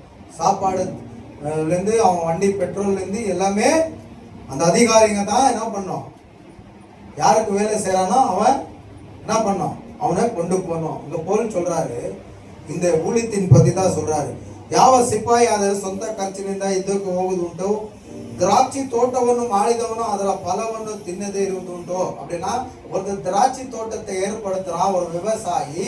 அவன் தோட்டத்தை ஏற்படுத்தின பிறகு அதுல இருந்து அவன் லாபம் இல்லாத அவன் அதை செய்வானா? அவன் செய்த தோட்டத்தை அவன் என்ன பண்ணும், லாபத்தை எதிர்பார்க்கணும். புரியுதுங்களா? அப்போ ஒரு மிலிட்ரி கவர்மெண்ட்டுக்கு வேலை செஞ்சா அவனுக்கு செலவெல்லாம் கவர்மெண்டே பார்த்துக்கணும். இது ஏன் சொல்ல வராரு இவரு போலன்ட்டு நம்ம முன்னாடி பார்க்குறோம். ಇನ್ನೊಂದು ನಾನು ಹೇಳಿದ್ದು ಬರೀ ಲೋಕವಾಡಿಕೆ ಮಾತು. ಧರ್ಮಶಾಸ್ತ್ರವು ಇದನ್ನು ಹೇಳುವುದಿಲ್ಲವೋ? ಕಣ ತುಳಿಯುವ ಎತ್ತಿನ ಬಾಯಿ ಕಟ್ಟಬಾರದೆಂತಲೂ ಮೋಶೆಯ ಧರ್ಮಶಾಸ್ತ್ರದಲ್ಲಿ ಬರೆದಿದೆ.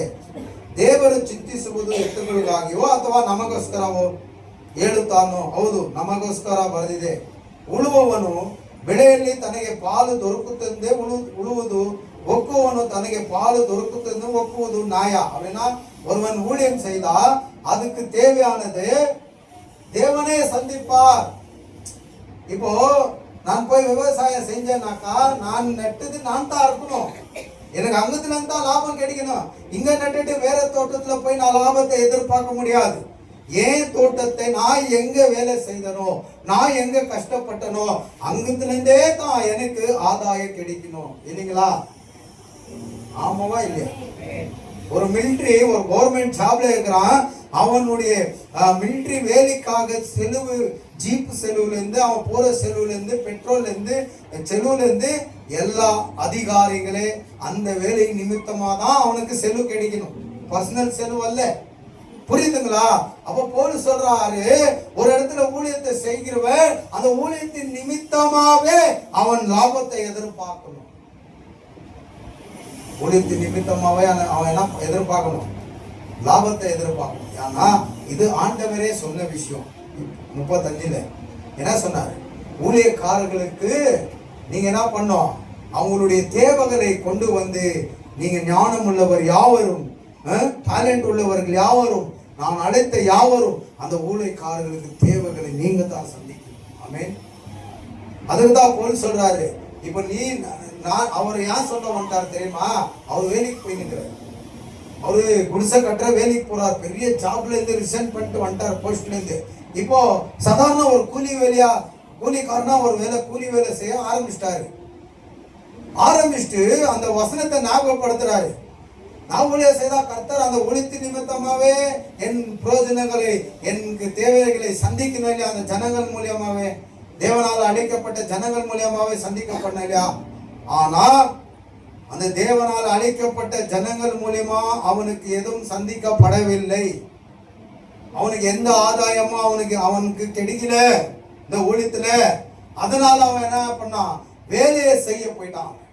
அதுக்கு தான் இந்த வார்த்தை சொல்றான். அப்பா, அங்க விவசாயம் செய்யறவன் அதுக்குள்ளேயே அவன் லாபத்தை எதிர்பார்ப்பான். மிலிட்டரிக்காரன் போறான், அவன் சொந்த செலவுல வேலை செய்யறதுக்கு போறதுல அழைத்தவங்க அந்த அதிகாரிகளே அந்த செலவை கொடுக்கணும், அவன் சொந்த செலவுல போறதுல சொல்லிட்டு இங்க சொல்றான். என்ன சொல்றாங்க கேளு, 13 சொல்றான். 1 ಕೊರಿಂಥಿಯರ್ 9:13 ದೇವಾಲಯದ ಉಳಿಗವನ್ನು ನಡೆಸುವವರು ದೇವಾಲಯದ ಆದಾಯದಿಂದ ಊಟ ಮಾಡುತ್ತಾರೆಂಬುದು ಯಜ್ಞವೇದಿಯ ಬಳಿಯಲ್ಲಿ ಸೇವೆ ಮಾಡುವವರು ಆ ವೇದಿಗೆ ಬರುವ ಪದಾರ್ಥಗಳಲ್ಲಿ ಪಾಲು ಹೊಂದುತ್ತಾರೆಂದು ನಿಮಗೆ ತಿಳಿಯದು.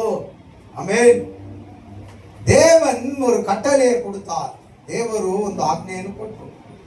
ಸೇವೆ ಮಾಡುವವರಿಗೆ, ನಾನು ಆರಿಸಿಕೊಂಡ ಸೇವಕರೇ, ಜ್ಞಾನ ಉಳ್ಳವರೇ, ಟ್ಯಾಲೆಂಟ್ ಉಳ್ಳವರೇ, ದುಡಿಯುವವರೇ, ಸಂಪಾದನೆ ಮಾಡುವವರೇ, ಆ ಸೇವಕರಿಗೆ ನೀವು ಪಾಲು ಕೊಡಬೇಕಂತ ವಿಮೋಚನೆ ಕಂಡ. ಅದೇ ಮೊದಲು 10 ಆಜ್ಞೆ ಬಿಟ್ಟು ಮೊದಲು ಸೇವೆ ಮಾಡಬೇಕು, ಯಾವ ರೀತಿ ಸೇವಕರಾಗಿರ್ಬೇಕು, ಯಾವ ರೀತಿ ಸೇವೆ ಮಾಡಬೇಕಂತ ಕೊಟ್ಟಂತ ಆಜ್ಞೆ.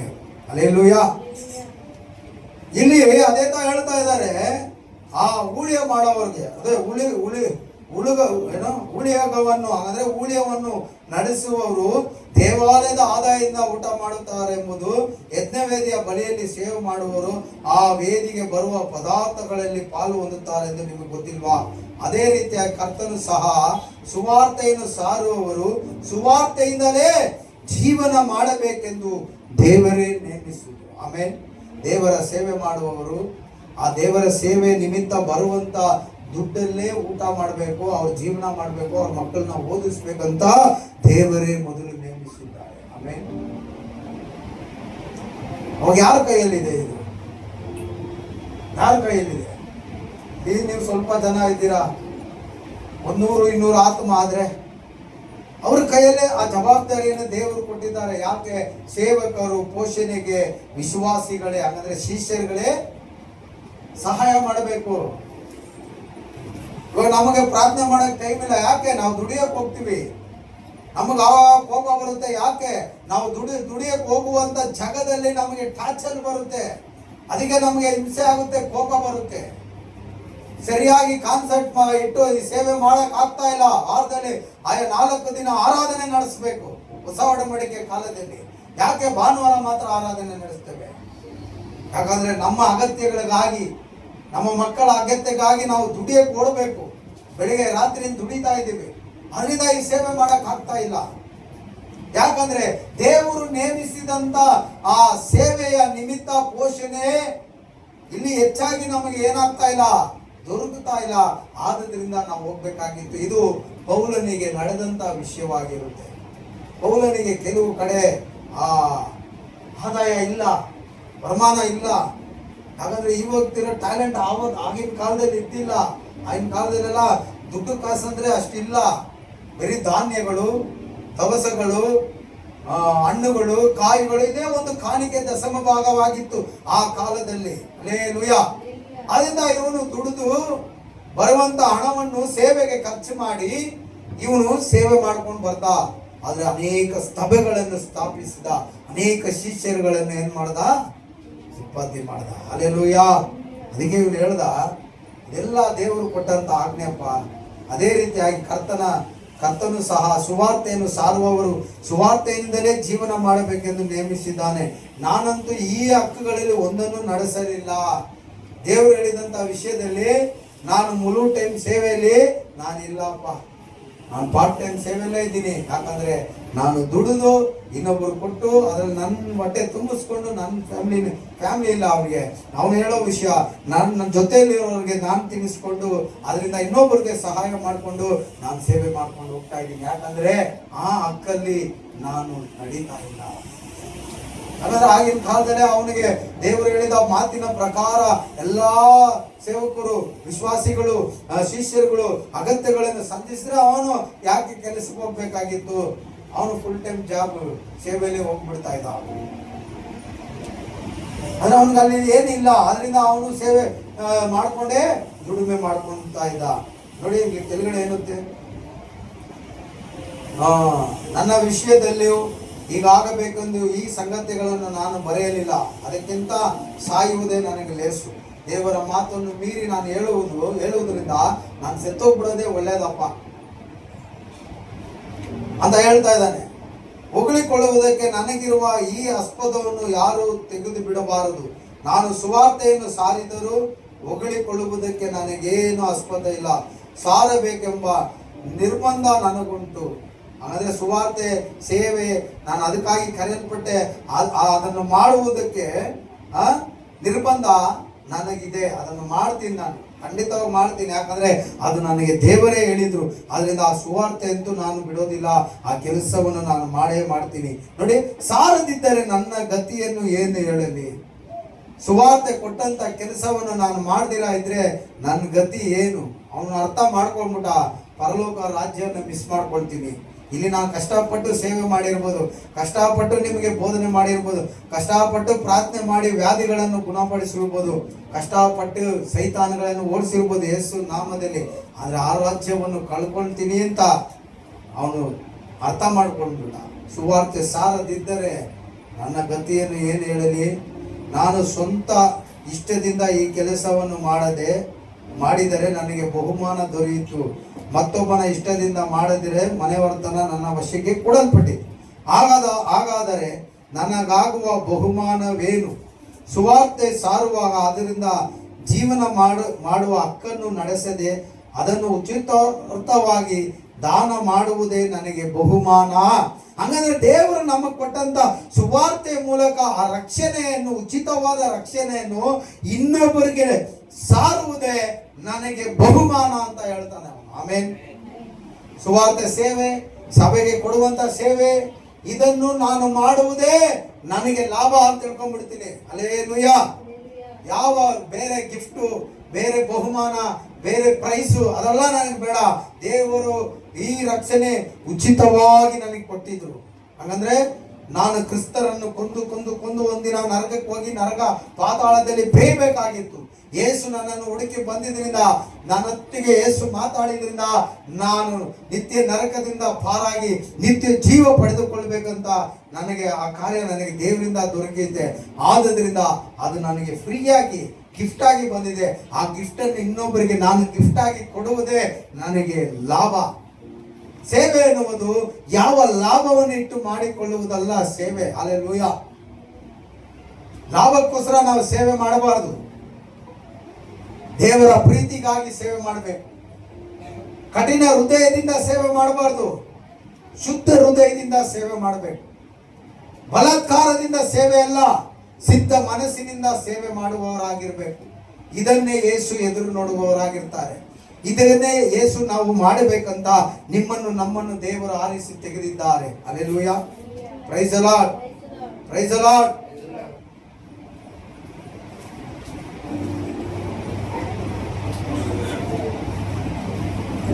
ಸೇವೆಯಲ್ಲಿ ಒಬ್ಬ ಶಿಷ್ಯನು ಹಳೆಯ ಸಂಗತಿಗಳನ್ನೆಲ್ಲ ಮರೆತು ಮುಂದೆ ಹೋಗ್ಬೇಕಂತ ದೇವರ ವಾಕ್ಯ ಹೇಳುತ್ತೆ. ಆಮೆನ್. ಹಳೆ ಸಂಗತಿಗಳನ್ನು ಒಬ್ಬ ಶಿಷ್ಯನಾದವನು ಹಳೆ ವಿಷಯಗಳನ್ನೆಲ್ಲ ಮರೆತು ಬಿಡ್ಬೇಕು. ಹಳೆ ಸಂಗತಿಗಳು, ಅಯ್ಯೋ ಇವನು ಹಿಂಗ್ ಮಾಡ್ದ, ಅವನು ಹಂಗ್ ಮಾಡ್ದ, ಅವನು ಹಿಂಗ್ ಮಾಡ್ದ, ನಾನು ಯಾಕೆ ಮಾಡಬೇಕು, ನಾನು ಯಾಕೆ ಕೊಡಬೇಕು, ಎಲ್ಲ ಮರ್ತೋಗ್ಬಿಟ್ಟು ನೀನು ಸೇವೆ ಯಾರಿಗೆ ಮಾಡ್ತೀಯ? ಮನುಷ್ಯನಿಗೆ ಮಾಡ್ತೀಯ? ಮನುಷ್ಯ ಕುಮಾರನಾಗಿ ಈ ಭೂಮಿಗೆ ಬಂದು ನಿತ್ಯ ಜೀವನ ಪಡೆದುಕೊಳ್ಳಬೇಕಂತ ಪಾಡುಗಳನ್ನು ಸೆತ್ತು ಇದೋ ಇವಾಗ ನಿನಗಾಗಿ ನನಗಾಗಿ ಸ್ಥಳ ಸಿದ್ಧ ಮಾಡಕ್ ಹೋಗಿ ಮತ್ತೆ ಬರುವ ಆ ಯೇಸು ಕ್ರಿಸ್ತನಿಗಾಗಿ ಸೇವೆ ಮಾಡ್ತೀಯ?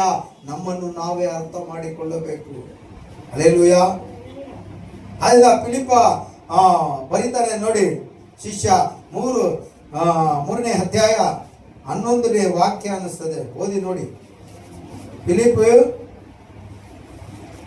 3:11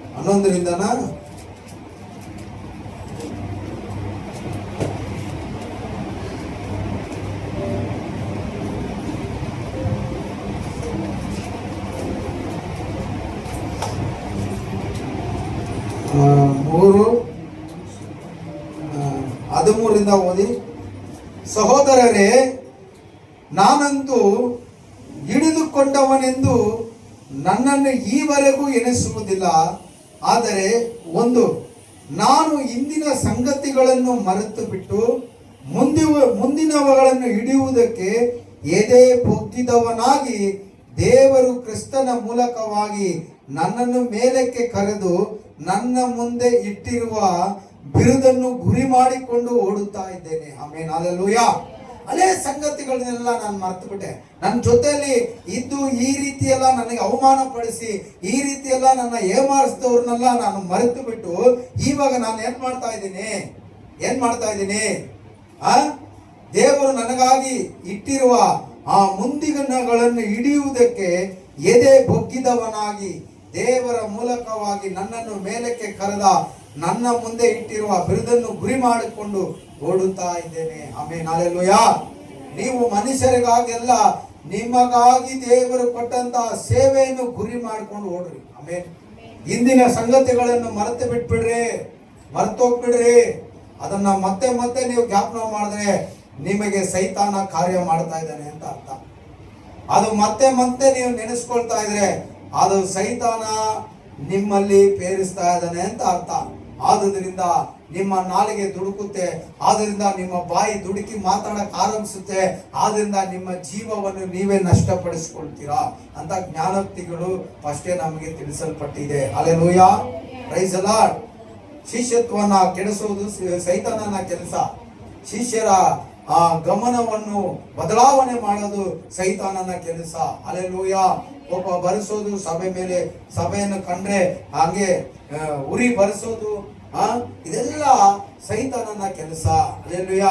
ಆದ್ದರಿಂದ ನೀವು ಇಂದಿನ ಕಾರ್ಯಗಳನ್ನೆಲ್ಲ ಮರೆತುಬಿಟ್ಟು ಮುಂದಿನವುಗಳನ್ನು ಯೋಚನೆ ಮಾಡಿ ಹೋಗಿರಿ. ನಿಮಗಾಗಿ ದೇವರ ರಾಜ್ಯದಲ್ಲಿ ಕಾದೈತೆ. ಆಮೇಲೆ 14, ದೇವರು ಕ್ರಿಸ್ತನ ಮೂಲಕವಾಗಿ ನಮ್ಮನ್ನು ಮೇಲಕ್ಕೆ ಕರೆದು ನಮ್ಮ ಮುಂದೆ ಇಟ್ಟಿರುವ ಬಿರುದನ್ನು ಗುರಿ ಮಾಡಿಕೊಂಡು ಓಡುತ್ತಾ ಇದ್ದೇನೆ. ನಮ್ಮಲ್ಲಿ ಪ್ರವೀಣರಾದವರು ಇದೇ ಅಭಿಪ್ರಾಯವುಳ್ಳವರಾಗಿ ಇರೋಣ. ಯಾವನಾದರೂ ಒಂದು ವಿಷಯದಲ್ಲಿ ನೀವು ಬೇರೆ ಅಭಿಪ್ರಾಯ ಉಳ್ಳವರಾಗಿದ್ದರೆ ಅದನ್ನು ದೇವರು ನಿಮಗೆ ತೋರಿಸಿಕೊಡುವನು. ಆದರೆ ನಾವು ಯಾವ ಸ್ತೋತ್ರವನ್ನು ಅರ್ಪಿಸಿ ಇಲ್ಲಿಯವರೆಗೆ ಬಂದೆವೋ ಅದನ್ನು ಅನುಸರಿಸಿ ನಡೆಯೋಣ. ಆಮೆನ್. ನಾವು ಯಾರಿಗೆ ಸ್ತೋತ್ರ ಮಾಡುತ್ತೇವೆ, ಯಾತಕ್ಕೆ ಸ್ತೋತ್ರ ಮಾಡುತ್ತೇವೆ ಅಂತ ನಾವು ಆರಂಭಿಸಿದ್ರವೋ ಅದನ್ನು ಕೊನೆಯವರೆಗೂ ನಾವೇನ್ ಮಾಡೋಣ, ಸ್ತೋತ್ರದಲ್ಲೇ ನಡೆಸಿಕೊಂಡು ಹೋಗೋಣ. Amen, hallelujah. ಆದ್ರಿಂದ ಸೇವೆ ಮಾಡುವವರು, ಸೇವೆಗಾಗಿ ಕರೆಯಲ್ಪಟ್ಟ ಆ ಶಿಷ್ಯರು ಹೇಗೆ ಇರಬೇಕಂದ್ರೆ ಇಂದಿನವುಗಳನ್ನೆಲ್ಲ ಮರೆತು ಮುಂದಿನವುಗಳನ್ನು ಹಿಡಿಯುವುದಕ್ಕಾಗಿ ನಾವು ಸೇವೆ ಮಾಡುವವರಾಗಿರಬೇಕು. ಹಲ್ಲೆಲೂಯಾ. ಈ ಮಾತಿನ ಅರ್ಥವೇನೆಂದರೆ, ಆತನು ಆತ್ಮಿಕ ಜೀವಿತದ ವಿಷಯದಲ್ಲಿ ಅವರ ಹೃದಯದಲ್ಲಿ ಕಳವಳವಾಗಿ ಎರಡು ಮನಸ್ಸು ಉಳ್ಳವರಾಗಿ ಇರಲಿಲ್ಲ. ಹಲ್ಲೆಲೂಯಾ. ಇದರ ವಿಷಯ ಏನಂತೆ, ಅವರು ಎರಡು ಮನಸ್ಸುಳ್ಳವರಾಗಿ ಇರ್ದಿರ ಒಂದೇ ಮನಸ್ಸುಳ್ಳವರಾಗಿ ಮಾರ್ಪಟ್ಟರು ಅಂತ ಅರ್ಥ. ಹಲ್ಲೆಲೂಯಾ. ಎರಡು ಮನಸ್ಸು ಏನು ನಾ ಯಾಕೆ ಮಾಡಬೇಕು, ಇನ್ನೊಂದು ಮನಸ್ಸೇನೋ ಅಯ್ಯೋ ದೇವರು ವಾಕ್ಯ ಹೇಳೈತೆ, ಈ ರೀತಿ ಅವರು ಯೋಚನೆ ಮಾಡಿದಿರಾ. ದೇವರು ಹೇಳಿದ್ದಾರೆ, ನಾನು ದೇವರಿಗಾಗಿ ಮಾಡ್ತೇನೆ, ದೇವರು ಆಜ್ಞೆ ಕೊಟ್ಟಿದ್ದಾರೆ, ನನ್ನನ್ನು ಕರೆದಿದ್ದಾರೆ, ನಾನು ದೇವರಿಗಾಗೆ ಮಾಡ್ತೇನೆ, ನಾನು ದೇವರಿಗಾಗೆ ಕೊಡ್ತೇನೆ, ನಾನು ದೇವರಿಗಾಗಿ ಓಡ್ತೇನೆ, ನಾನು ದೇವರಿಗಾಗಿ ಸುವಾರ್ತೆ ಸಾರ್ತೇನೆ, ದೇವರಿಗಾಗಿ ಆತ್ಮ ಆದಾಯ ಮಾಡ್ತೇನೆ ಅಂತ ಒಂದೇ ಗುರಿ ಉಳ್ಳವರಾಗಿ ಅವರ ಹೃದಯದಲ್ಲಿ ಕಳವಳ ಇಳಿದಿರ, ಹಂಗಂದ್ರೆ ಗಲಿಬಿಲಿ ಆಗ್ದಿರಾ ಅವ್ರು ಒಂದೇ ಸಿದ್ಧ ಮನಸ್ಸುಳ್ಳವರಾಗಿ ಅವರು ಸೇವೆ ಮಾಡಿದ್ರು ಅಂತ ನಾವು ನೋಡ್ತೇವೆ. ಆಮೇಲೆ ಯೇಸು ಸ್ವಾಮಿ ಮೊದಲು 12 ಶಿಷ್ಯರನ್ನು ಏರ್ಪಡಿಸಿದ್ರು. ಮತ್ತೆ 70 100 ಆಯ್ತು, 100 500 ಆಯ್ತು, 500,000 ಕೋಟಿ ಎಣಿಸಕ್ಕೆ ಆಗಲ್ಲ. ಇಡೀ ಲೋಕವೆಲ್ಲ ಯಾರೆಲ್ಲ ರಕ್ಷಣೆ ಹೊಂದಿದ್ದಾರೆ ಅವರೆಲ್ಲ ಯೇಸುಗೆ ಶಿಷ್ಯರಾಗಿ ಮಾರ್ಪಟ್ರು. ಆಮೇಲೆ ಹಲ್ಲೆಲೂಯಾ, ಪ್ರೈಸ್ ದಿ ಲಾರ್ಡ್. ಹೇಳಿದ್ರು ಇಡೀ ಜಗತ್ತಿಗೆ ಹೋಗುವಂತ ದೇವರು ಹೇಳಿದ್ರು, ನಾವು ಇಡೀ ಜಗತ್ತಿಗೆ ಹೋಗೋದು ಬೇಡ, ನಮ್ಮ ಪಕ್ಕದಲ್ಲಿ ಕೂಡ ಇರೋರು ಸ್ವಂತದವರಿಗೆ ನಾವು ದೇವರ ಸುವಾರ್ತೆ ಹೇಳಿದ್ರೇನೆ ಸಾಕು. ದೇವರು ಹೇಳಿದಂತ ಮಾತನ್ನು ನಾವು ನೆರವೇರಿಸಿದ್ದೇವೆ ಅಂತ ಅರ್ಥ. ಆಮೇಲೆ ಜಗತ್ತಿಗೆ ಹೋಗಕ್ಕೆ ಜಗತ್ತಲ್ಲಿ ತುಂಬಾ ಜನಾರ್ದನ ದೇವರು ಆರಿಸಿ ತೆಗೆದಿದ್ದಾರೆ. ಇವತ್ತಿರೋ ಟೆಕ್ನಾಲಜಿಯಲ್ಲಿ ಫ್ಲೈಟಲ್ಲೇ ಹೋಗ್ತಾರೆ, ರಾಕೆಟಲ್ಲಿ, ಹಡಗಲ್ಲಿ, ಈ ರೀತಿ ಎಲ್ಲ ಹೋಗೋರು ಇದ್ದಾರೆ. ನಾವು ಅಷ್ಟು ದೂರ ಹೋಗೋದು ಬೇಡ. ನಾವಿರುವಂತ ಪಟ್ಟಣದಲ್ಲಿ, ನಾವಿರುವಂತ ಬೀದಿಯಲ್ಲಿ, ನಮ್ಮ ಮನೆ ಪಕ್ಕದಲ್ಲಿರುವವರು, ನಮ್ಮ ಕೂಡ ಕೆಲಸ ಮಾಡುವವರು, ಇಂಥವರಿಗೆ ನಾವು ದೇವರ ಸುವಾರ್ತೆ ಹೇಳಿದ್ರೆ ಅದು ದೊಡ್ಡ ಕೆಲಸ ಮಾಡ್ದ ಆಯ್ತು. ಹಲ್ಲೆಲೂಯಾ. ಆದ್ರೆ ಸುವಾರ್ತೆ ಹೇಳಿಲ್ಲ ಅಂದ್ರೆ, ಅವನನ್ನು ಹೇಳ್ತಾನೆ, ನಾನು ಸುವಾರ್ತೆ ಸಾರಲಿಲ್ಲ ಅಂದ್ರೆ ಅಯ್ಯೋ ನನಗೆ, ಅಯ್ಯೋ ಅಯ್ಯೋ ಏನಕ್ಕೆ ಹೇಳ್ತಾರೆ, ಅಯ್ಯಯ್ಯೋ ಏನಾದ್ರು ಒಂದು ದುರಂತ, ಏನಾದ್ರು ಒಂದು ಪ್ರಾಬ್ಲಮ್ ನಡೆಯುವಾಗ ಹೇಳ್ತಾರ ಇಲ್ವಾ, ಅಯ್ಯಯ್ಯೋ. ಆ ರೀತಿಯ ಸುವಾರ್ತೆ ಸಾರಿಲ್ಲ ಅಂದ್ರೆ ನಮಗೆ ಅಯ್ಯಯ್ಯೋ ಅಂತ ಹಲ್ಲೆಲೂಯಾ. ನಾವು ಕಳವಳ ಪಡದವರಾಗಿ, ಎರಡು ಮನಸ್ಸುಳ್ಳವರಾಗಿ ಇರದೆ ಒಂದೇ ಮನಸ್ಸುಳ್ಳವರಾಗಿ, ಆ ಮನಸ್ಸಿನ ಹೃದಯದಲ್ಲಿ ಕಳವಳ ಪಡದೆ ನಾವು ಸೇವೆ ಮಾಡುವವರಾಗಿರಬೇಕು. ಇಬ್ರಿಯರ್ 3ನೇ ಅಧ್ಯಾಯ 1ನೇ ವಾಕ್ಯ ಓದಿ. 3:1 ಇಬ್ರಿಯರ್ 3:1.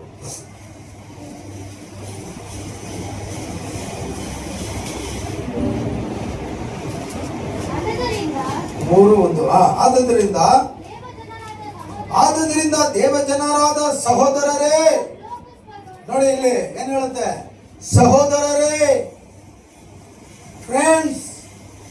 சொல்லுதாப்பா, இந்த வார்த்தை சொல்லுதா? இப்ரேயர் 3:1 சொல்லுதா? என்ன சொல்லுது படி. பிரதர்ஸ், ಸಿಸ್ಟರ್ಸ್ ಕೇಳಿ. ಪರಲೋಕ ಸ್ವಾಸ್ಥ್ಯಕ್ಕಾಗಿ ನನ್ನೊಂದಿಗೆ ಕರೆಯಲ್ಪಟ್ಟವರೇ. ಹಲ್ಲೆಲೂಯಾ. ಪರಲೋಕ ಸ್ವಾಸ್ಥ್ಯ ಹಂಗಂದ್ರೆ ಆ ಪರಲೋಕ ಪಡೆದುಕೊಳ್ಳುವುದಕ್ಕಾಗಿ, ಆ ಪರಲೋಕದ ಕೆಲಸ ಮಾಡುವುದಕ್ಕಾಗಿ ನನ್ನೊಂದಿಗೆ ಕರೆಯಲ್ಪಟ್ಟವರೇ, ಸಹೋದರರೇ, ಸಹೋದರರೇ ಕೇಳಿ. ನಾವು ಪ್ರತಿ ಆಜ್ಞೆ ಮಾಡಿ ಒಪ್ಪಿಕೊಂಡು ಇರುವ ದೇವ ಪ್ರೇಷಿತನು ಮಹಾಯಾಜಕನು ಆಗಿರುವ ಯೇಸುವನ್ನು ಲಕ್ಷ್ಯವಿಟ್ಟು ಯೋಚಿಸಿರೇ. ಸಹೋದರರೇ, ನನ್ನೊಂದಿಗೆ ಪರಲೋಕಕ್ಕೆ ಹೋಗೋಕೆ ಕರೆಯಲ್ಪಟ್ಟವರೇ, ಪರಲೋಕದ ಕಾರ್ಯಗಳು ಕೆಲಸಗಳು ಮಾಡಕ್ಕೆ ಕರೆಯಲ್ಪಟ್ಟವರೇ, ಸ್ವಲ್ಪ ಯೇಸುವನ್ನು ಯೋಚನೆ ಮಾಡಿ ನೋಡಿ. ಆತನು ದೇವರಾಗಿದ್ರನು, ಆತನು ದೇವರಂತ ಜಂಬ ಪಡೆದಿರ ಮನುಷ್ಯ ಅವತಾರ ತೆಗೆದು ನಮ್ಮ ಮಧ್ಯದಲ್ಲಿ ಇಳಿದು ಬಂದು ಆತನು ತನ್ನನ್ನು ತಗ್ಗಿಸಿಕೊಂಡನು. ಆಮೇಲೆ ದೇವರಿಗಿಂತ ಹೆಚ್ಚಿಸಿಕೊಳ್ಳಕ್ಕೆ ಯಾರಿಗೂ ಶಕ್ತಿ ಇಲ್ಲ. ದೇವರಿಗಿಂತ ಹೆಚ್ಚಿಸಿಕೊಳ್ಳುವುದಕ್ಕೆ ಯಾವನಿಗೂ ಅಧಿಕಾರ ಇಲ್ಲ. ದೇವರಿಗೆ ಅಧಿಕಾರ ಒಬ್ಬರಿಗೆ ಇರೋದು, ಆತನನ್ನು ಹೆಚ್ಚಿಸಿಕೊಳ್ಳಕ್ಕೆ. ಆದರೆ ಆತನು ತನ್ನನ್ನು ತಗ್ಗಿಸಿಕೊಂಡು ಬೆರಿದು ಮಾಡಿಕೊಂಡು ನಾನು ಏನಿಲ್ಲ ನನ್ನ ಸಹೋದರರಿಗಾಗಿ ನಾನು ಉಂಟು ಮಾಡಿದ ಈ ಮಕ್ಕಳಿಗಾಗಿ ಅವರ ನಿತ್ಯ ನರಕದಿಂದ ಬಿಡಿಸುವುದಕ್ಕಾಗಿ ನಿತ್ಯ ಜೀವಕ್ಕೆ ತೆಗೆದುಕೊಂಡು ಹೋಗುವುದಕ್ಕಾಗಿ ತನ್ನನ್ನು ತಾನು ತಗ್ಗಿಸಿಕೊಂಡು ಬರಿದು ಮಾಡಿಕೊಂಡು ಗರ್ವದಿಂದ ಅಲ್ಲ ತಾಳ್ಮೆಯಾಗಿ ಬಂದು ತಾನು ಪಾಡುಗಳನ್ನು ಅನುಭವಿಸಿ ಹೋದ. ಆಮೇನ್, ಹಲ್ಲೆಲೂಯ. ಆ ಯೇಸುವನ್ನು ನೀವು ಸ್ವಲ್ಪ ಯೋಚನೆ ಮಾಡಿ ನೋಡಿ. ಹಲ್ಲೆಲೂಯ. ಆಮೇಲೆ ಲಕ್ಷ್ಯ ಬಿಟ್ಟು ಯೋಚಿಸಿರಿ. ಸಾಕು ಅಲ್ಲಿ ಸಾಕು. ಇಬ್ರಿಯರ 2ನೇ ಅಧ್ಯಾಯ 17ನೇ ವಚನ ಓದಿ. 2:17 ಅದರಲ್ಲಿ ನೋಡಿ. ಆದ್ದರಿಂದ ಆತನು ಎಲ್ಲಾ ವಿಷಯಗಳಲ್ಲಿ ತನ್ನ ಸಹೋದರರಿಗೆ ಸಮಾನನಾಗಬೇಕಾಗಿ ಬಂತು. ಹೀಗೆ ಆತನು ಜನರ ಪಾಪಗಳನ್ನು ನಿವಾರಣೆ ಮಾಡುವುದಕ್ಕಾಗಿ ದೇವರ ಕಾರ್ಯಗಳಲ್ಲಿ ಕರುಣೆಯೂ ನಂಬಿಕೆಯೂ ಉಳ್ಳ ಮಹಾಯಾಜಕನಾದನು. ತಾನು ಶೋಧಿಸಲ್ಪಟ್ಟು ಬಾಧೆಯನ್ನು ಅನುಭವಿಸುವುದರಿಂದ ಶೋಧಿಸಲ್ಪಡುವವರಿಗೆ ಸಹಾಯ ಮಾಡುವುದಕ್ಕೆ ಶಕ್ತನಾದನು. ಆಮೇನ್. ನಾವು ಶೋಧನೆಗೆ ಒಳಗಾಗಬೇಕಾಗಿತ್ತು, ನಾವು ಬಾಧೆಗೆ ಒಳಗಾಗಬೇಕಾಗಿತ್ತು, ನಾವು ನಮ್ಮ ಪಾಪದ ಸಂಬಳ ಮರಣ ಅನ್ನುವಂಥ ದಂಡನೆಯನ್ನು ನಾವು ಅನುಭವಿಸಬೇಕಾಗಿತ್ತು. ಆದರೆ ಆತನು ಅನುಭವಿಸಿ ನಮಗೆ ಏನ್ ಮಾಡ್ಬಿಟ್ಟಿದ್ದಾರೆ? ಸಹಾಯ ಮಾಡಿಬಿಟ್ಟಿದ್ದಾರೆ. ಆಮೇನ್. ನೋಡಿ, ಚೆನ್ನಾಗಿದೆ ನೋಡಿ. ತಾನೇ ಶೋಧಿಸಲ್ಪಟ್ಟು ಬಾಧೆಯನ್ನು ಅನುಭವಿಸುವುದರಿಂದ ಶೋಧಿಸಲ್ಪಡುವವರಿಗೆ ಸಹಾಯ ಮಾಡುವುದಕ್ಕೆ ಶಕ್ತನಾದನು. ಒಂದು ಆಮೇನ್ ಅಂತ ಹೇಳೋಣ. ಹಲ್ಲೆಲೂಯಾ ಹೇಳೋಣ. ನಮಗಾಗಿ, ನನಗಾಗಿ, ನಿನಗಾಗಿ ಆತನು ಸಹಾಯ ಮಾಡಿದ ದೇವರಾಗಿರ್ತಾರೆ. ಆಮೇನ್. ಇವತ್ತು ನಾನು ನಿತ್ಯ ನರಕದಿಂದ ಪಾರಾಗಿದ್ದು ಆ ಒಂದೇ ನಾಮ, ಯೇಸುವಿನ ಅದ್ಭುತವಾದ ನಾಮ. ಪ್ರಾರ್ಥನೆ ಮಾಡ್ತೀವಾ ಇಲ್ವಾ? ಅಸಮಾಧಾನದಿಂದ, ರೋಗದಿಂದ, ನಿತ್ಯ ನರಕದಿಂದ ನಮ್ಮನ್ನು ತಪ್ಪಿಸಿ ಕಾದ ನಾಮವೇ ಆ ನಾಮ ನಮಗೆ ಸಹಾಯ ಮಾಡಿತು. ಇಷ್ಟರಿಂದ ನಮ್ಮನ್ನು ಅದೇನ್ ಮಾಡ್ತು? ಬಿಡಿಸಿತು. ಆ ಬಿಡಿಸಕ್ಕೆ ಆತನ ಜೀವವೇ ನಮಗೆ ತ್ಯಾಗವಾಗಿ ಮಾರ್ಪಡಿತು ಅಂತ ವಾಕ್ಯ ಹೇಳುತ್ತೆ. Hallelujah, praise the Lord. ಇನ್ನೊಂದು ವಚನ ಓದಿ, ಇಬ್ರಿಯರ 10:25 ಓದಿ. ಇಬ್ರಿಯರ 10:25.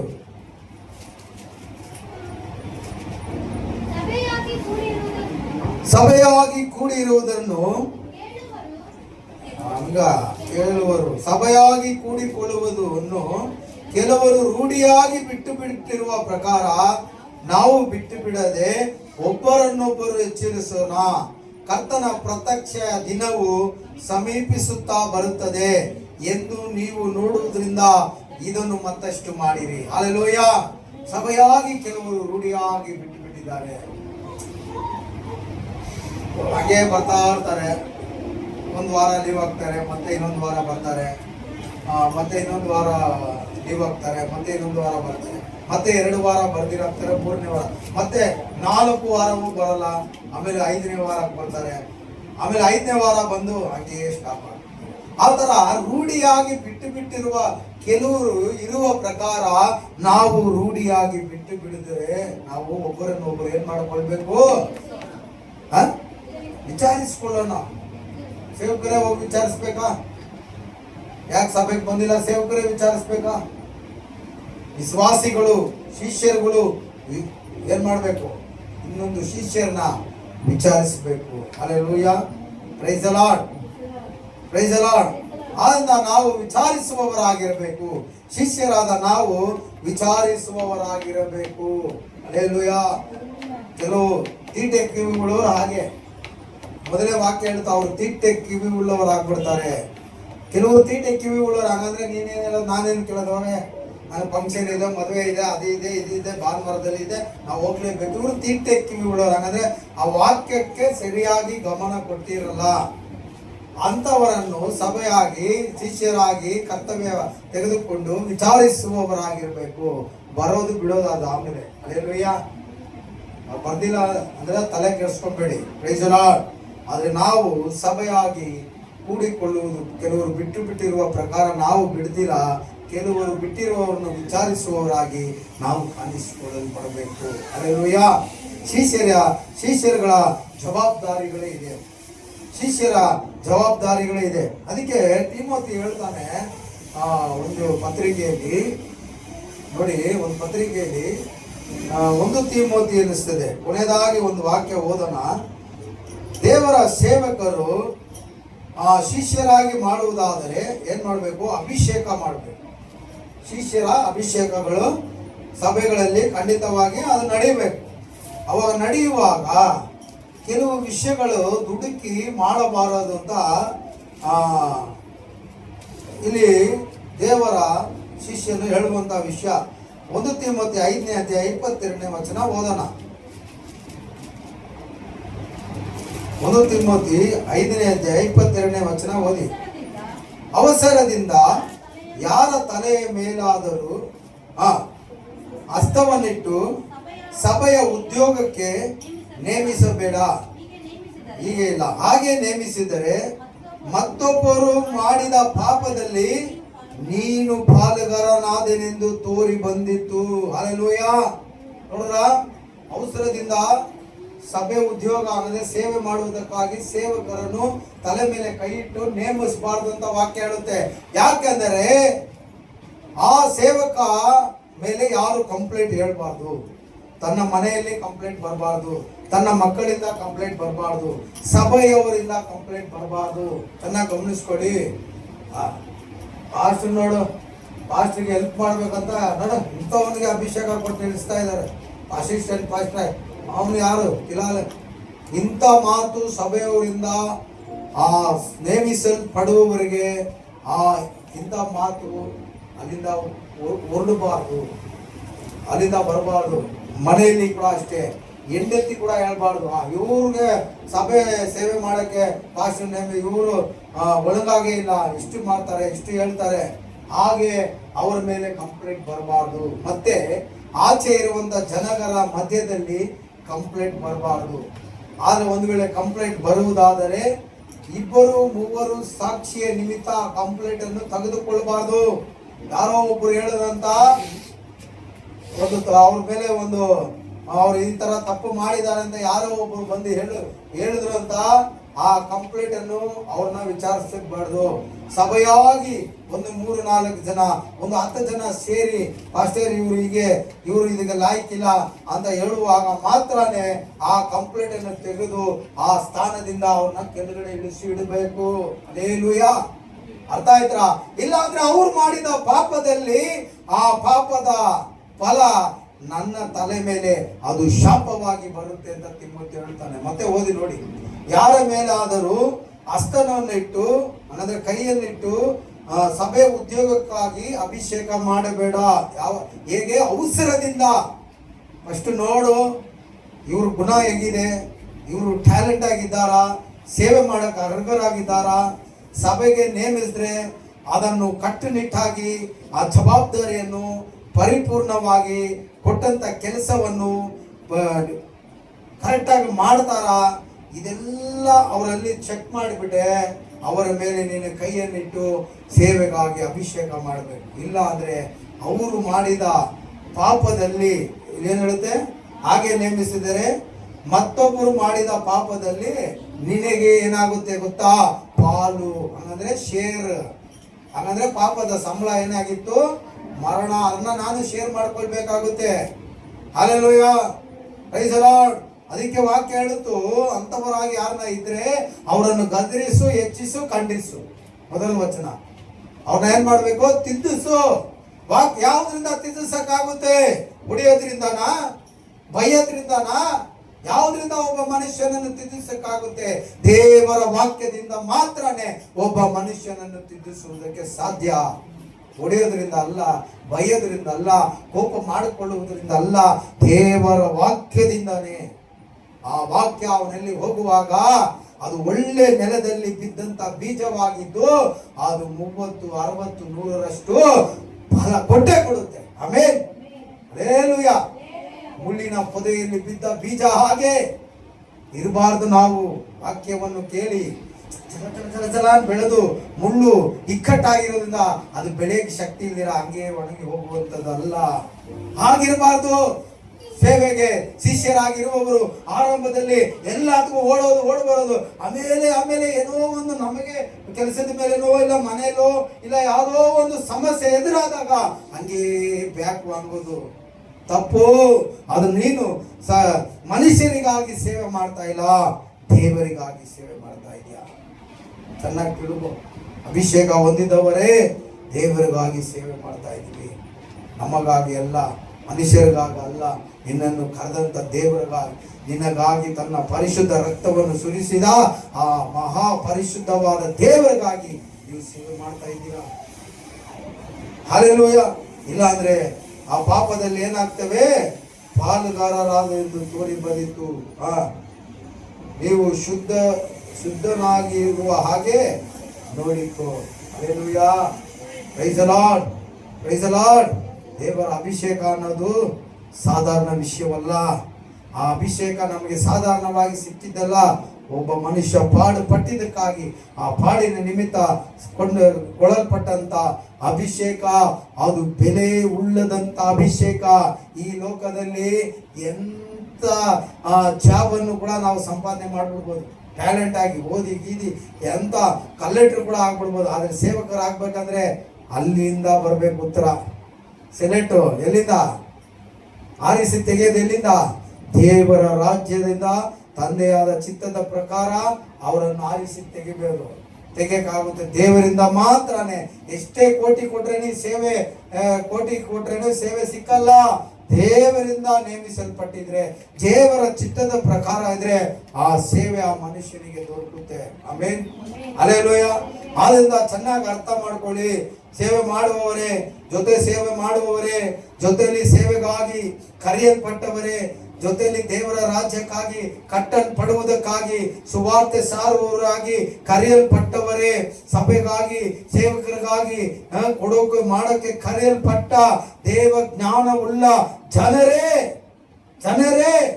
ದೇವರು ನೇಮಿಸಿರುವ ಭಕ್ತರೇ, ಶಿಷ್ಯರೇ, ದೇವರಿಗೆ ಸ್ನೇಹಿತರೇ, ದೇವರಿಗೆ ಮಕ್ಕಳೇ, ದೇವರ ಸೇವೆಯನ್ನು ನೀವೇನ್ ಮಾಡ್ಬೇಕು? ಎದೆ ಬೊಗ್ಗಿದವರಾಗಿ ಮಾಡುವವರಾಗಿ ಕಾಣಿಸಲ್ಪಡಬೇಕು. ಅದಕ್ಕಾಗಿ ನಾವು ಕರೆಯಲ್ಪಟ್ಟೆವು. ಹಳೆಯ ಸಂಗತಿ ತೆಗೆದಾಕಿ ಎಲ್ಲ ನೂತನವಾಯಿತು. ಆಮೇನಂತ ಹೇಳೋಣ. ಹಳೆ ಸಂಗತಿ ತೆಗೆದಾಕಿ ದೇವರು ಕೊಟ್ಟಂತ ಆ ಜವಾಬ್ದಾರಿ, ಕರ್ತವ್ಯ, ನಾನು ಯಾರು, ನಾನು ಎಲ್ಲಿದ್ದೆ, ಇವತ್ತು ನಾನು ಹೇಗಿದ್ದೇನೆ, ಯಾವ ಸ್ಥಾನದಲ್ಲಿದ್ದೇನೆ. ಹಲ್ಲೆಲೂಯಾ. ಲೋಕದ ಜನರು ನನಗೆ ಸೆಲೆಕ್ಟ್ ಹೊಡೆದಿಲ್ಲ ಅಂದ್ರೆ ಕೂಡ ಪರಲೋಕದ ಜನರು ಸೆಲೆಕ್ಟ್ ಹೊಡೆಯಕ್ಕೆ ಕೋಟ್ಯಾನುಕೋಟಿ ದೇವದೂತರು ಕಾದಿದ್ದಾರೆ ನಮಗಾಗಿ. ಆಮೇಲೆ ಅಲ್ಲಿ ಹೋಗುವಾಗ ವೆಲ್ಕಮ್ ಮಾಡ್ತಾರೆ. ಯಾರು? ದೇವದೂತರು. Welcome god servant. ಹಾಗಾದ್ರೆ ದೇವರ ಕೆಲಸ ಮಾಡುವವರೇ ಬನ್ನಿ ಅಂತ ವೆಲ್ಕಮ್ ಮಾಡಕ್ಕೆ ಕೋಟ್ಯಾನುಕೋಟಿ ದೇವದೂತರು ಕಾದಿದ್ದಾರೆ. ಈ ಲೋಕದ ವೆಲ್ಕಮ್ ನಮಗೆ ಬೇಕಾಗಿಲ್ಲ. ಯಾಕಂದ್ರೆ ಈ ಲೋಕವನ್ನೇ ಬಿಟ್ಟು ನಾವು ಹೋಗುವವರಾಗಿರ್ತೇವೆ. ಆ ಹೋಗುವುದಕ್ಕೆ ಮುಂಚೆ ದೇವರು ಕೊಟ್ಟಂತ ಆ ಶಿಷ್ಯರ ಸೇವೆಯನ್ನು ನಾವು ಪರಿಪೂರ್ಣವಾಗಿ, ದೇವರು ಕೊಟ್ಟಂತ ಸುವಾರ್ತೆಯ ಕೆಲಸವನ್ನು ಪರಿಪೂರ್ಣವಾಗಿ, ದೇವರು ಕೊಟ್ಟಂತ ಜವಾಬ್ದಾರಿಗಳನ್ನು ನಾವು ಪರಿಪೂರ್ಣರಾಗಿ ಮಾಡುವವರಾಗಿ ಕಾಣಿಸಿಕೊಳ್ಳಲ್ಪಡೋಣ. Amen, hallelujah. ಜೋರಾಗಿ ಹೇಳಿ ಒಂದು ಹಲ್ಲೆಲೂಯಾ. ದೇವರು ನಿಮ್ಮನ್ನು ಆಶೀರ್ವಾದ ಮಾಡಲಿ. ಇನ್ನೂ ಒಂದು 15 ವಾಕ್ಯ ಇದೆ, ಅದು ಬರವಾರ ನೋಡ್ಕೊಳ್ಳೋಣ. ಬರವಾರ ರಾವ್ ಭೋಜನ ಇರಲಿ. ಓಕೆ, ದೇವರು ನಿಮ್ಮನ್ನು ಆಶೀರ್ವಾದ ಮಾಡಲಿ. ಆದ್ರಿಂದ ಎಲ್ಲ ಎದ್ದು ನಿಂತ್ಕೊಳ್ಳೋಣ ಈ ಸಮಯದಲ್ಲಿ. ವಾಕ್ಯ